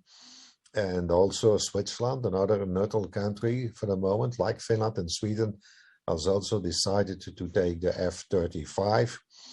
And I think finally, to conclude with that a lot of European neutral states today, what's still the value of a neutral state? That like Finland and Sweden, they want to join the NATO, so they want to gonna say bye-bye to the neutral statute. And also we see over the last weeks more and more that there is a demand, a question from the Swiss capital Bern to the NATO to make more coordination and to look for openings and collaboration and between a very historical neutral state like the Swiss Confederation and so the NATO. So conclusion is that certainly with this Ukraine war, that we're going to see an enormous increase of the European military budget over for the next years, I suppose. I thank you all, Jana. Thank you. Thank you. Thank you very much, Herman, for your insights related to the budget and the sharing of the costs. Obviously, we have to be also concerned about future, the unknown, to think about the unknown, that it is difficult in terms of emergencies in the future. We'll come back to you. We want to move on to our next speaker. As I indicated initially, to invite our colleague, Nati Santa Maria, who contributed over the years many of our projects and publications And we asked her to really look at some other perspectives related to energy crisis and challenges, as well as cyber threats. Nafi? Yes, hello, good evening to everyone. Jonah, Professor Alexander, thank you very much for the invitation. I wish to say also hello to Professor Wallace. It's an honor to be here again. And when I think generals and colleagues, I think we'll go with a presentation that deals, as Professor Alexander says, with the problem of energy or energy emergency for the European Union. Please, next slide. Okay, the main problems for energy supply in the European Union as a consequence of Russian invasion are actually the fact that energy prices are currently higher than ever before and continue to be volatile. Increasing global demand in economy recovering from COVID is one of the main reasons to understand the situation. Another reason is that this crisis is being aggravated by the Russian-Ukrainian war with gas prices that have sharply risen in the last weeks, especially continue to be alarming the prices for citizens. The uncertainty of supply by Russia, since it is one of the main suppliers of gas to Europe, is increasing, as is increasing as well the instability of the market at medium term. In case of a disruption in Russian supplies, the European Union will be most vulnerable in terms of diesel, naphtha, and fuel oil. Next slide, please. Next slide. Yeah. Okay. We can see in this graph very fast that the price of gas has increased almost for 40%. The price. So maybe next slide. Okay. This is very comprehensive situation of European Union's emergency dependency. As you have seen in the bottom of the picture, the European import of crude oil are mainly due from Russia. I mean, Russia, we've got 26.9% of the crude oil. In solid fuels as coal, we've got the second column, 46.71% from Russia as well. And in natural gas, which is a main supplier, especially for some countries, as we will see right away, is 41.1%. So there is a strong dependence of the European Union energy supply from Russian Federation. Next slide. All right, we have seen here, I put these two maps to make a bit contrast. I think that one of the most affected countries in the European Union in present conflict, Russia and Ukraine, is Germany.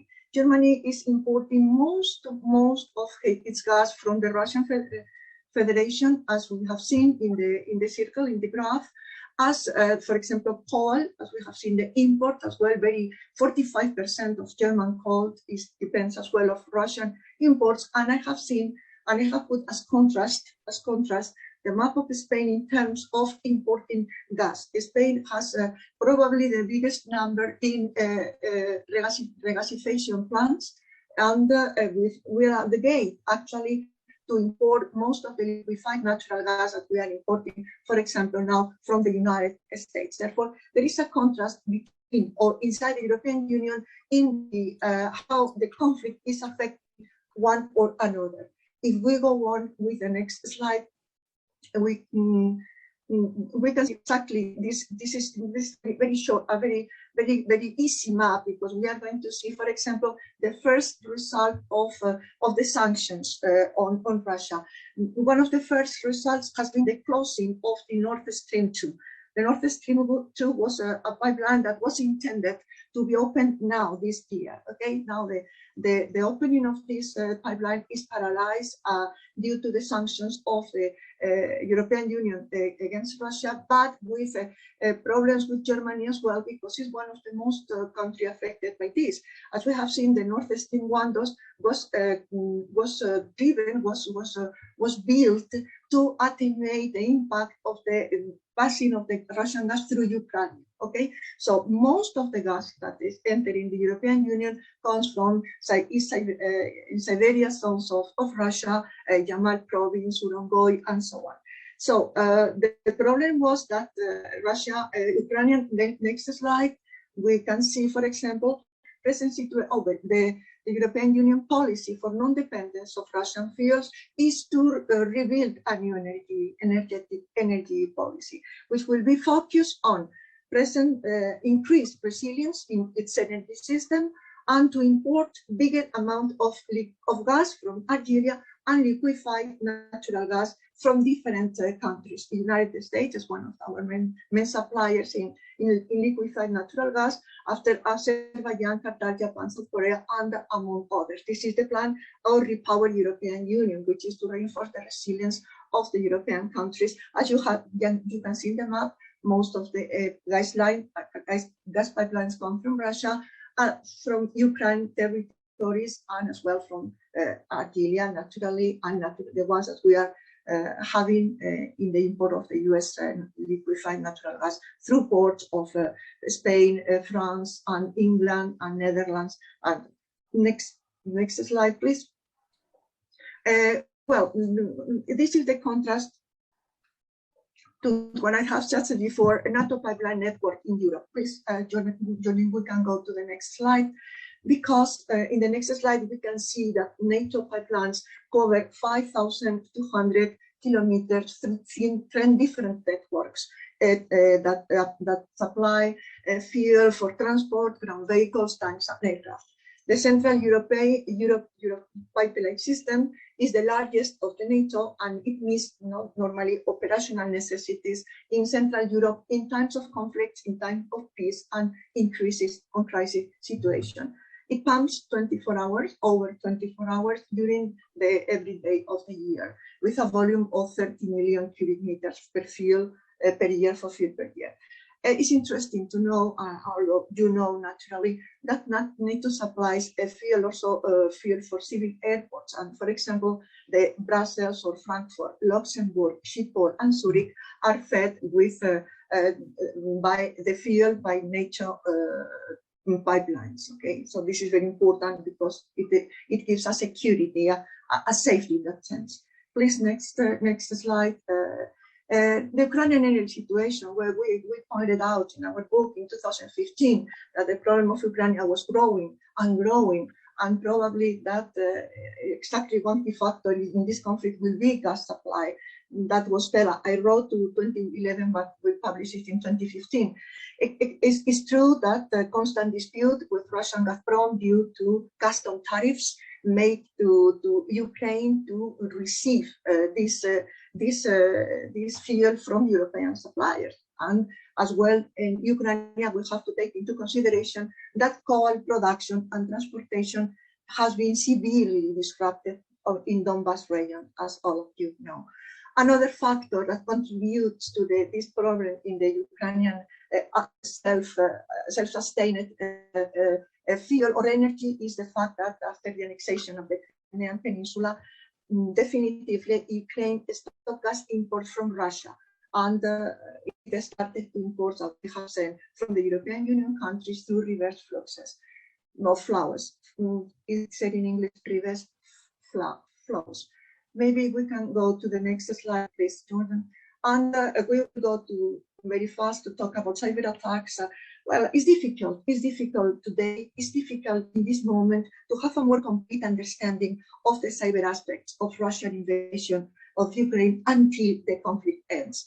Which is true is that internet and cyber installation in Ukraine have very poor protection, are poorly protected. And it is true that since 2015, Ukraine has been target of several attacks. Some of them has been proven so far coming from Russia. So in present time, everybody knows that targeting critical infrastructures is of particular concern for the survival of civilian population. So what it brings to us, this word of cyber attack, is two words. Firstly, uncertainty, and secondly, cyber deterrence, which is another term that we should deal with from now on. I have here a list of these different attacks, the different malwares has been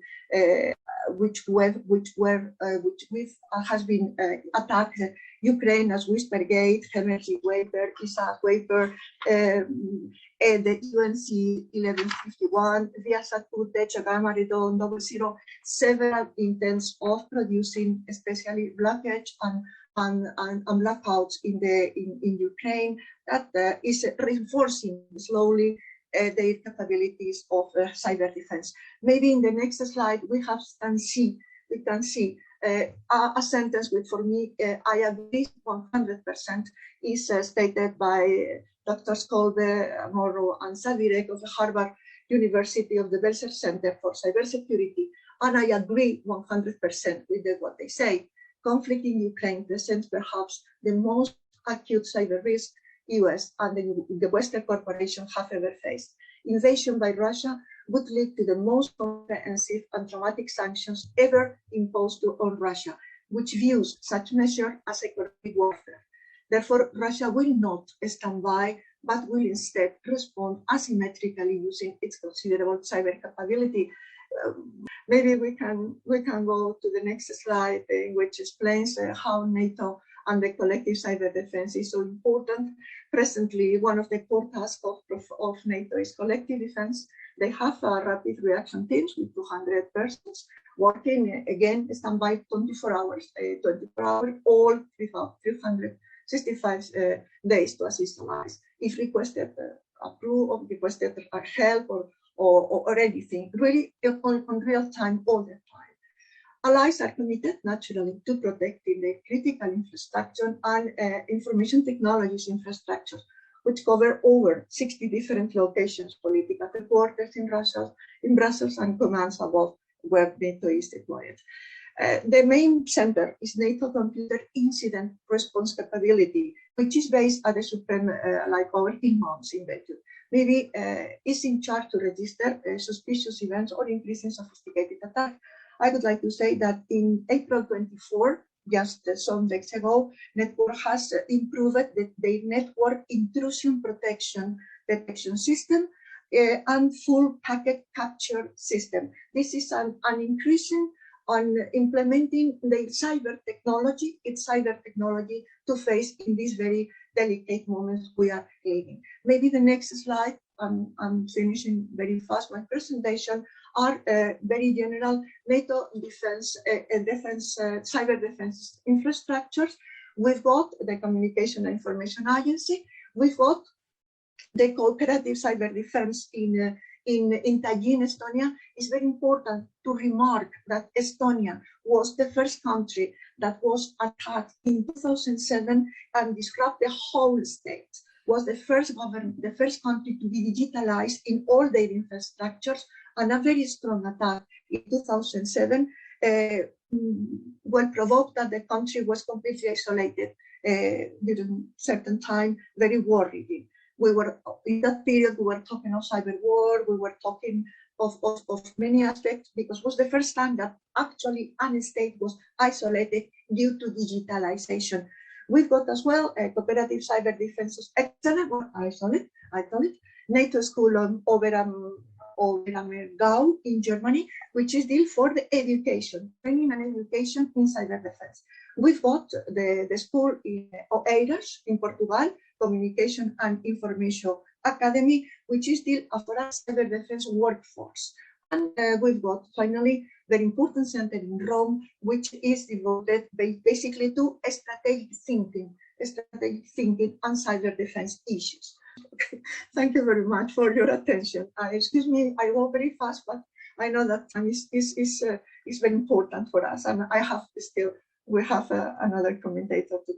Thank you very much for your attention. Thank you very much, Nati. Focusing on the energy and the cyber, we are going to incorporate, obviously, your presentation in our report.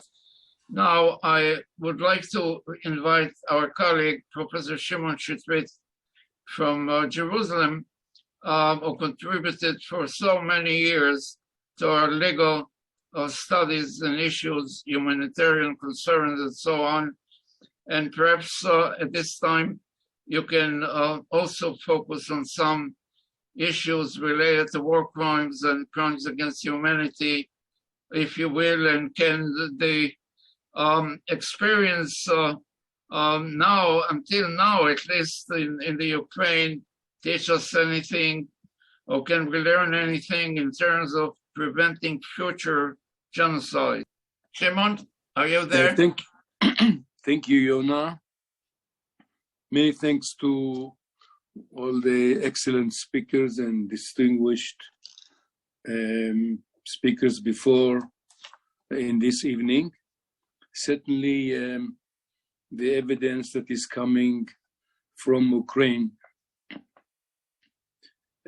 gave strong evidence about war crimes, and the international bodies in charge of criminal investigations on war crimes are working quite hard to accumulate evidence.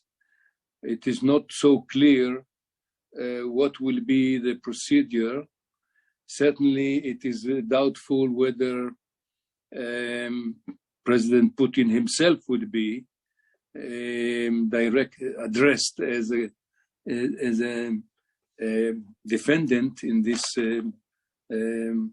proceedings, but certainly field commanders and medium level people who were on the ground will be exposed to the possibility of being charged with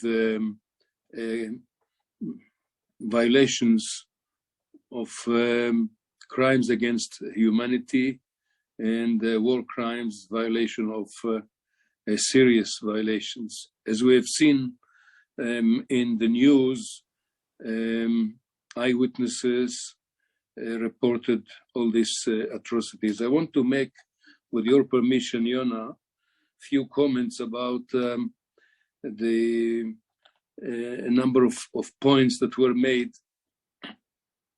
And I would like to say that we have seen changing aims of NATO and the West. In the beginning, the wording was just to provide Ukraine with defensive weapons. And I called it at the previous discussion on Ukraine, qualified military assistance, in addition to humanitarian and in addition to economic, etc.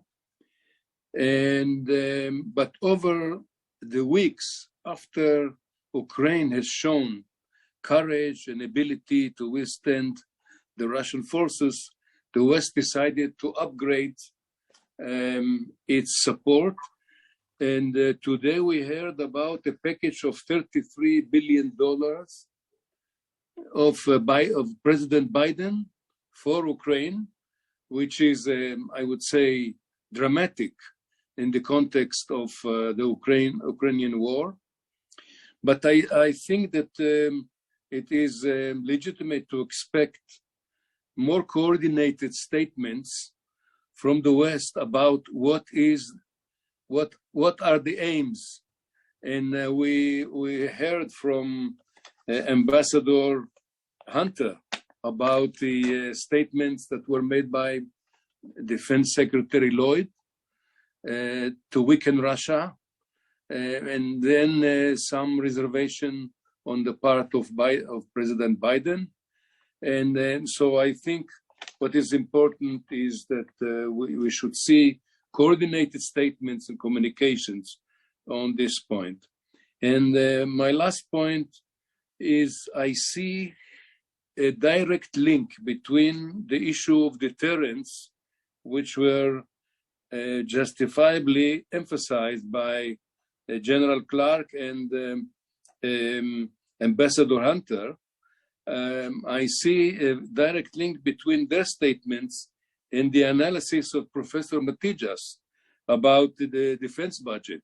Europe has been sleeping for many, many decades, not to worry because they were under the shelter or the umbrella of US protection. And therefore, my hope for the benefit of the democratic and liberty values that the European countries will wake up, and it seems that they are aiming at increasing their defense budget to 2% GDP. But I think that this is very important if they want to be ready to the future challenges which is faced by the democratic countries vis-a-vis the autocratic countries. Thank you. Thank you. Thank you very much for your comments at this point.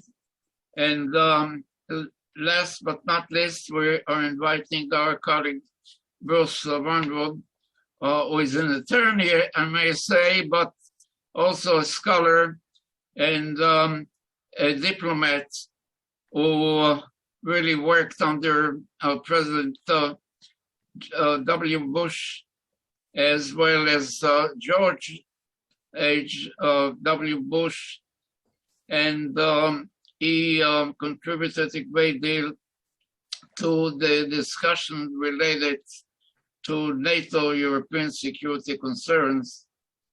And also, we're grateful for his many contributions to our work. Bruce? Thank you, Yona, and thank everybody else. This has been a very illuminating discussion, and it's great to have a conversation that goes into real depth rather than, unfortunately, we have a lot of short-term Twitter and all kinds of other things where people just go with a sentence or a paragraph. And so to be able to go into depth is really, really good. Let me start out, and I'll try to just hit some high points based on what's been discussed already.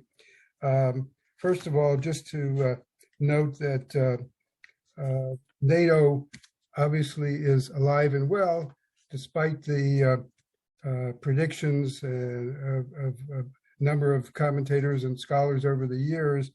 I recently had occasion to look back just for something I'm working on and find in 2002, the Council on Foreign Relations fellow Charles Kupchan predicted that NATO would be pretty much disappear by 2010.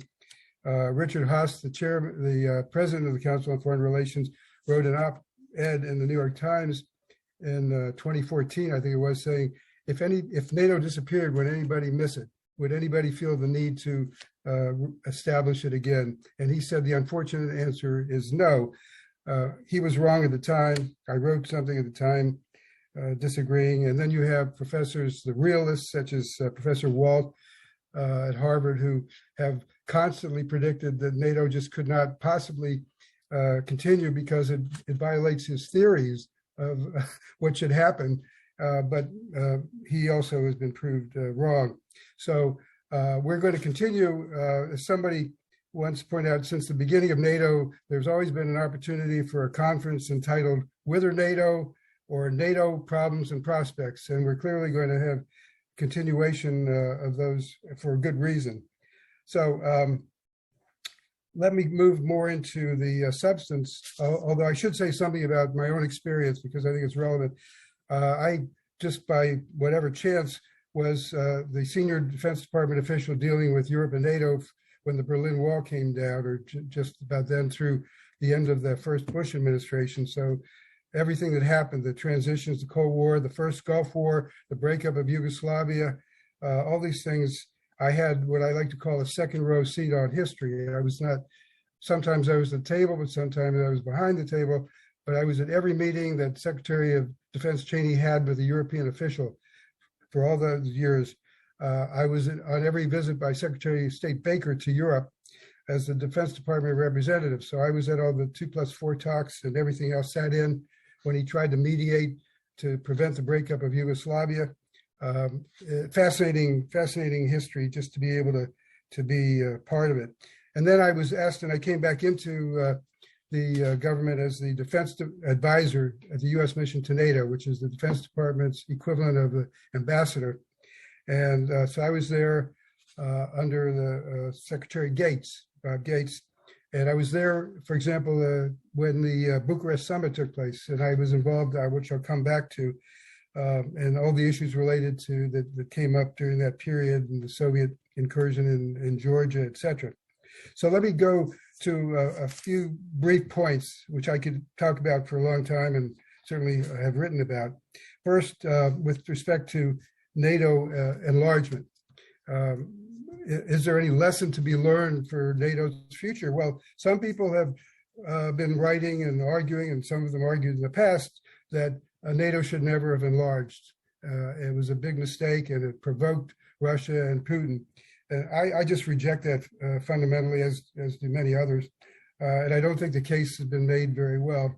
I wrote a rebuttal to Professor Mandelbaum of Johns Hopkins, who wrote a piece recently in the American Purpose saying that the enlargement of NATO was the biggest blunder in U.S. foreign policy history. A little bit of hyperbole, but he's basically, most every argument he made does not stand up under scrutiny. Again, don't have time here to go into it, but I will say the key point is that question is, Putin would have done what he did regardless. And if NATO did not enlarge, including the first round, then that whole Central European region would have been a zone of instability. What's going on in Ukraine would have most likely at some point gone on in Central and Eastern Europe. So, and I would just also say that the fundamental reason for the difference between what happened with Russia invading Ukraine happened, and it was that the Putin, at least the Putin leadership, has a fundamentally different conception of European security and what it means than does the West. And so there really was not much of a reconciliation. And I will just also quote Professor McFall, who was the U.S. ambassador to Russia, who wrote recently himself that Putin's underlying goals all along have been, quote, normalizing annexation, denying sovereignty to neighbors, and dissolving NATO, unquote. With respect to Ukraine, I will just provide a little bit of context. I was the defense advisor when the 2008 Bucharest summit was being prepared. Bob Hunter knows better than I do about how these things work, but in general, NATO communiques are all agreed to ahead of time. And then the heads of state and government come and they just talk and meet and approve the communique and go to their social events. Well, this was different. We negotiated, we tried, I say we, the American ambassador at the time and myself negotiated the communique, and there was just one section that could agree to. And that was actually then put at the insistence of the White House, was put as something to be discussed at the Bucharest summit. This is rare, very unusual. So the question of Ukraine and Georgia was, and that was whether you agree or not, anyone agrees, President Bush was the person who pushed this from the top. So when he got to Bucharest, normally they have a meeting in the evening or early evening, and then they go off to a social event. That is the heads of state and government. In this case, the President Bush said basically, I think we need to talk about this issue. So they sat around while the rest of us went to the Bucharest concert hall for a wonderful concert. They were still there at their dinner talking, and they finally, the leaders showed up. So what they agreed at that point, I think they wanted to go to dinner to go to the event and get out of there, said, let our advisors work out something overnight. And that's what happened. I think Steve Hadley was the key person in this regard, and they were up most of the night, and eventually in the morning they came up with the language, which some people don't agree with, others don't think went far enough, that these two nations, Georgia and Ukraine, will become members of NATO someday. So for better or for worse, that's where things were. Nobody thought at the time that Ukraine was going to become, or Georgia was going to become a member in anywhere in the near term or even the medium term. But there was also a feeling, at least I think even among some of those who were opposed to their membership at the time, saying, bottom line, Russia should not have a veto on who becomes a member of NATO. So that's the principle that argues one way or the other. So in any event, my view, and not everybody's, is that Russia and Putin would have done what they were doing anyway. and they would have done it further west if we hadn't brought the initial group in. And and Bob Hunter again can speak to that, very much having been involved. I would just note as a footnote to history that the origins of enlargement as a concept really started in the first Bush administration. I can say that from my own. We had the Soviet Empire dissolved, the Warsaw Pact had dissolved. What was going to happen? How should NATO and the U.S. relate to these newly independent countries, particularly in Central and Eastern Europe? Well, within the Bush administration, there were differing views. There were those who thought we got to be very careful and we can't disturb or provoke Moscow at this point. And we shouldn't give any signals at all that these countries, Central Eastern European in particular, should have any kind of security connection to NATO or the US. I disagreed, some others did. And I also visited those countries in Central Eastern Europe as the first Defense Department official. And everybody I talked to said, we want to get into NATO. When can we get into NATO? And I actually had to say, slow down. You may become members of NATO, but it's not going to come for a long time. And what you need to do is really, do all the things you need to do to get involved with NATO, to show them that they're going to be democratic, resolve your disputes, etc. But one thing that happened within the administration, we drafted a speech for Secretary Cheney to make to the defense ministers, in which I had gone to the Joint Chiefs of Staff and asked, can you provide some modest examples of things that the US or NATO could do with these newly independent countries, particularly Poland, Hungary, and Czechoslovakia, in the security area? And they provided them very modest things like search and rescue mission training, et cetera, et cetera. These were not pure military, but they would be done by the militaries. So I put that into Cheney's speech draft. And the day we left, we circulated the draft, which sometimes is bureaucratically what you do when you don't want anybody to object. But as I was getting onto the plane, I was handed a message that the National Security Advisor, Scowcroft, objected, would like that language taken out. In other words, no suggestion that there be any security relationship between NATO and the US and these countries. So I showed it to Secretary Cheney. I said, this is what Scowcroft wants. He wants that out. And Cheney looked at it, he said, keep it in. And I still remember that. And so he gave that speech and he said, the US supports NATO doing these things. And as everybody knows, if the US said that, particularly at that time, it's going to happen. So that was the real origin. And then you had the first meeting of the group of defense ministers, which I will never forget, because you had in the same room the defense ministers of all the countries that were part of the two blocks their role was to try to figure out how to defeat each other. And they were all in the same room, including the Russian defense minister, talking to each other back and forth. This is now quite a while ago, but it was extraordinary history. And then we moved to the NACC, and then moved on into the things that eventually became the Partnership for Peace and the NATO membership, which did occur in the Clinton administration. And I think was the right thing to do by far. So anyway, that's just points about NATO enlargement. Regarding what happens with NATO, what are issues related that come up after as the Ukraine situation evolves and develops.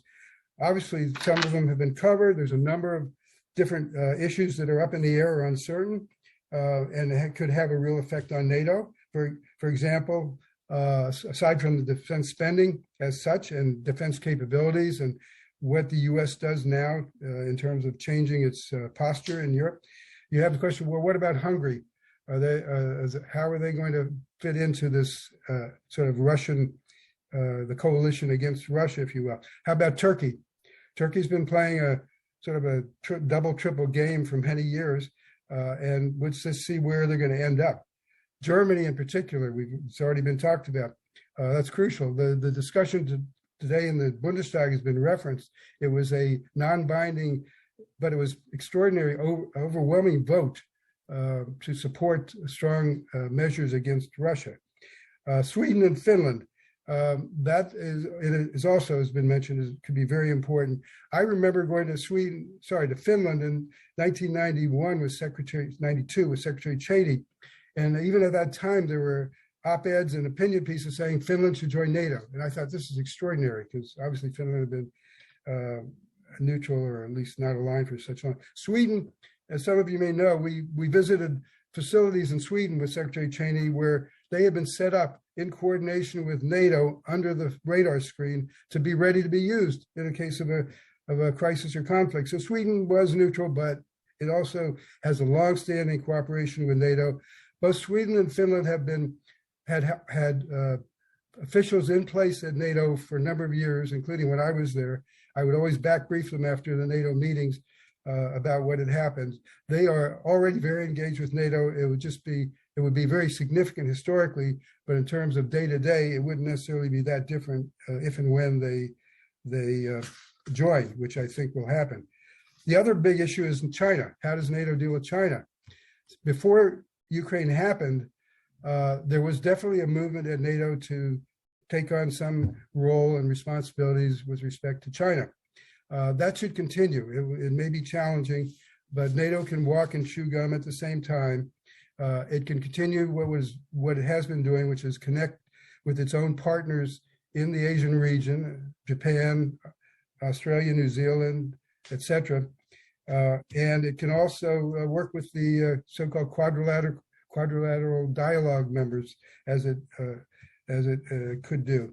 So NATO should continue to maintain its role with China. It will be challenging. The next question is, what deters? If we're looking at Ukraine and trying to draw lessons, General Clark is extraordinarily helpful in terms of describing the NATO deterrence issue and the gap that exists. And that's primarily a US gap. Germany has now decided to acquire the F-35 dual capable. That was a big issue for a long time, even when I was in NATO a few years ago. And so that's huge, that's significant. But the gap in terms of tactical nuclear capabilities is really, really extraordinary. And that applies for the US and Europe as well with respect to China. The US gap there is also, we don't have any. As General Clark pointed out, we have a few very small land-based weapons, I believe, in terms of tactical nukes. So that has to be, it should be addressed, let's put it there. And the whole question of what deters, could we, meaning the US primarily and or NATO countries, have done, but prior to Russia's attack on Ukraine, to deter? We didn't do all that much. We did some things, but we were basically the US, the administration announced intelligence that they were going to attack. Okay, but then they didn't do an awful lot in response.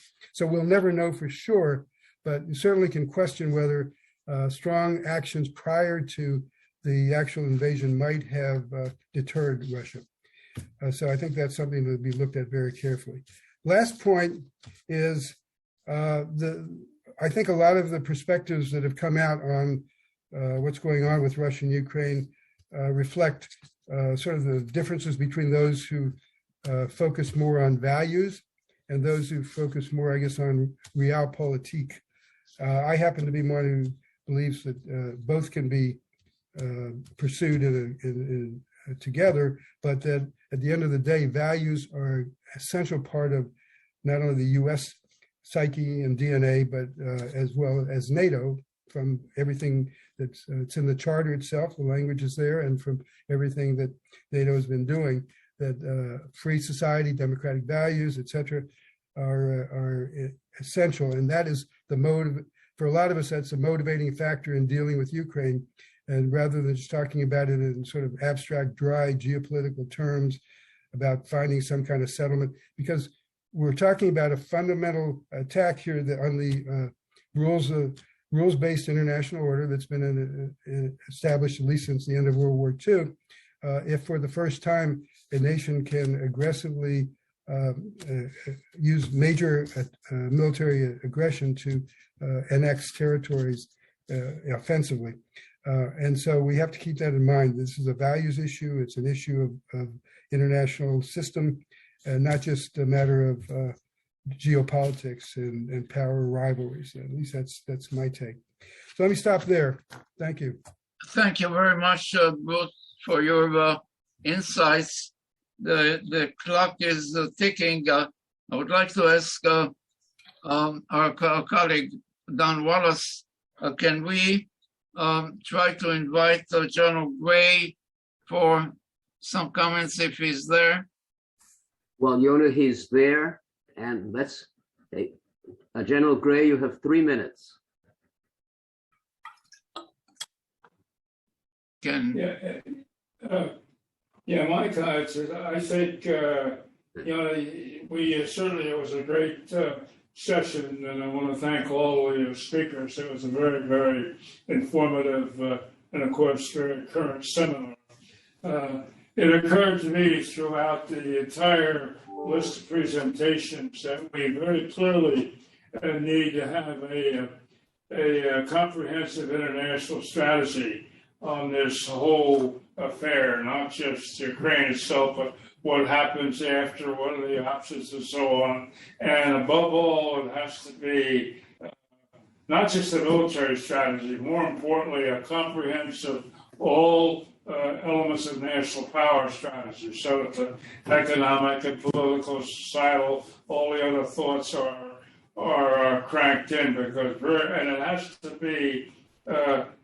to be very adaptive. You just can't come up with something that's going to solve all these intricate challenges. But we have to get together. It has to be an international NATO strategic thought process. It needs to be continuous, current, and of course applicable in all situations. So those are my thoughts. Don? Well, I'll take just a few minutes. Al Gray always speaks wisdom. Yonah, you've really assembled an extraordinary group today, many of whom have been in the room, as they say. I just took 4 takeaways. One, what the general said. Obviously, we need a long-term comprehensive vision of what's happening, will happen, and I suppose the Madrid summit will begin to contribute to that, and there'll be obviously a lot of rethinking. Second point, which General Clark, in the short term, I think we really have to worry about, what's going to happen on the ground as Putin gets more anxious, but let's not try to predict that. A third point is energy, and Professor Santamaria addressed that. I didn't hear any reference to nuclear power, which strikes me as almost indispensable. The French do it. The Germans, in my view, in addition to letting themselves become vulnerable to the Russians on gas, I think made a profound mistake, an emotional one, in abandoning nuclear power after Fukushima. And now we're living with it. And finally, I'm a law professor, and I gather Mr. Weinrod is a lawyer, and we agree about values. I mean, what happened here? The basic norm, no aggression, no attack under Article 2.4 was clearly violated. It did. Mrs. Thatcher went all the way to the Falkland Islands because of it. We went to Kuwait, an invasion. And I think, quite apart from all the other war crimes, committed by various, I see absolutely no reason why Putin should not be put in the dock for the crime of aggression, etc., not to mention authorizing all these crimes against humanity. And if it requires a special tribunal, a little baby Nuremberg, tant pis, so be it. I think it's absolutely essential. I don't say this to Mr. Putin today, but down the road, I think he has to be held accountable. Everyone in the world wants it because of the values that Bruce mentioned. And I think it's essential. It can't be done today. And maybe you've got to keep the Secretary of Defense under a muzzle. I understand all that. But in the long term, he's got to be tried. That's my final thought. Thank you. Thank you for your comments, as well as our contributors. And simply as academics, we're trying to do what we can, however modestly, to encourage discussion and discourse. And hopefully we together will be able to create perhaps better societies for the future generations. Thank you very much. Thank you, Yonah. Goodbye to everybody. A biento. Goodbye. Thank you.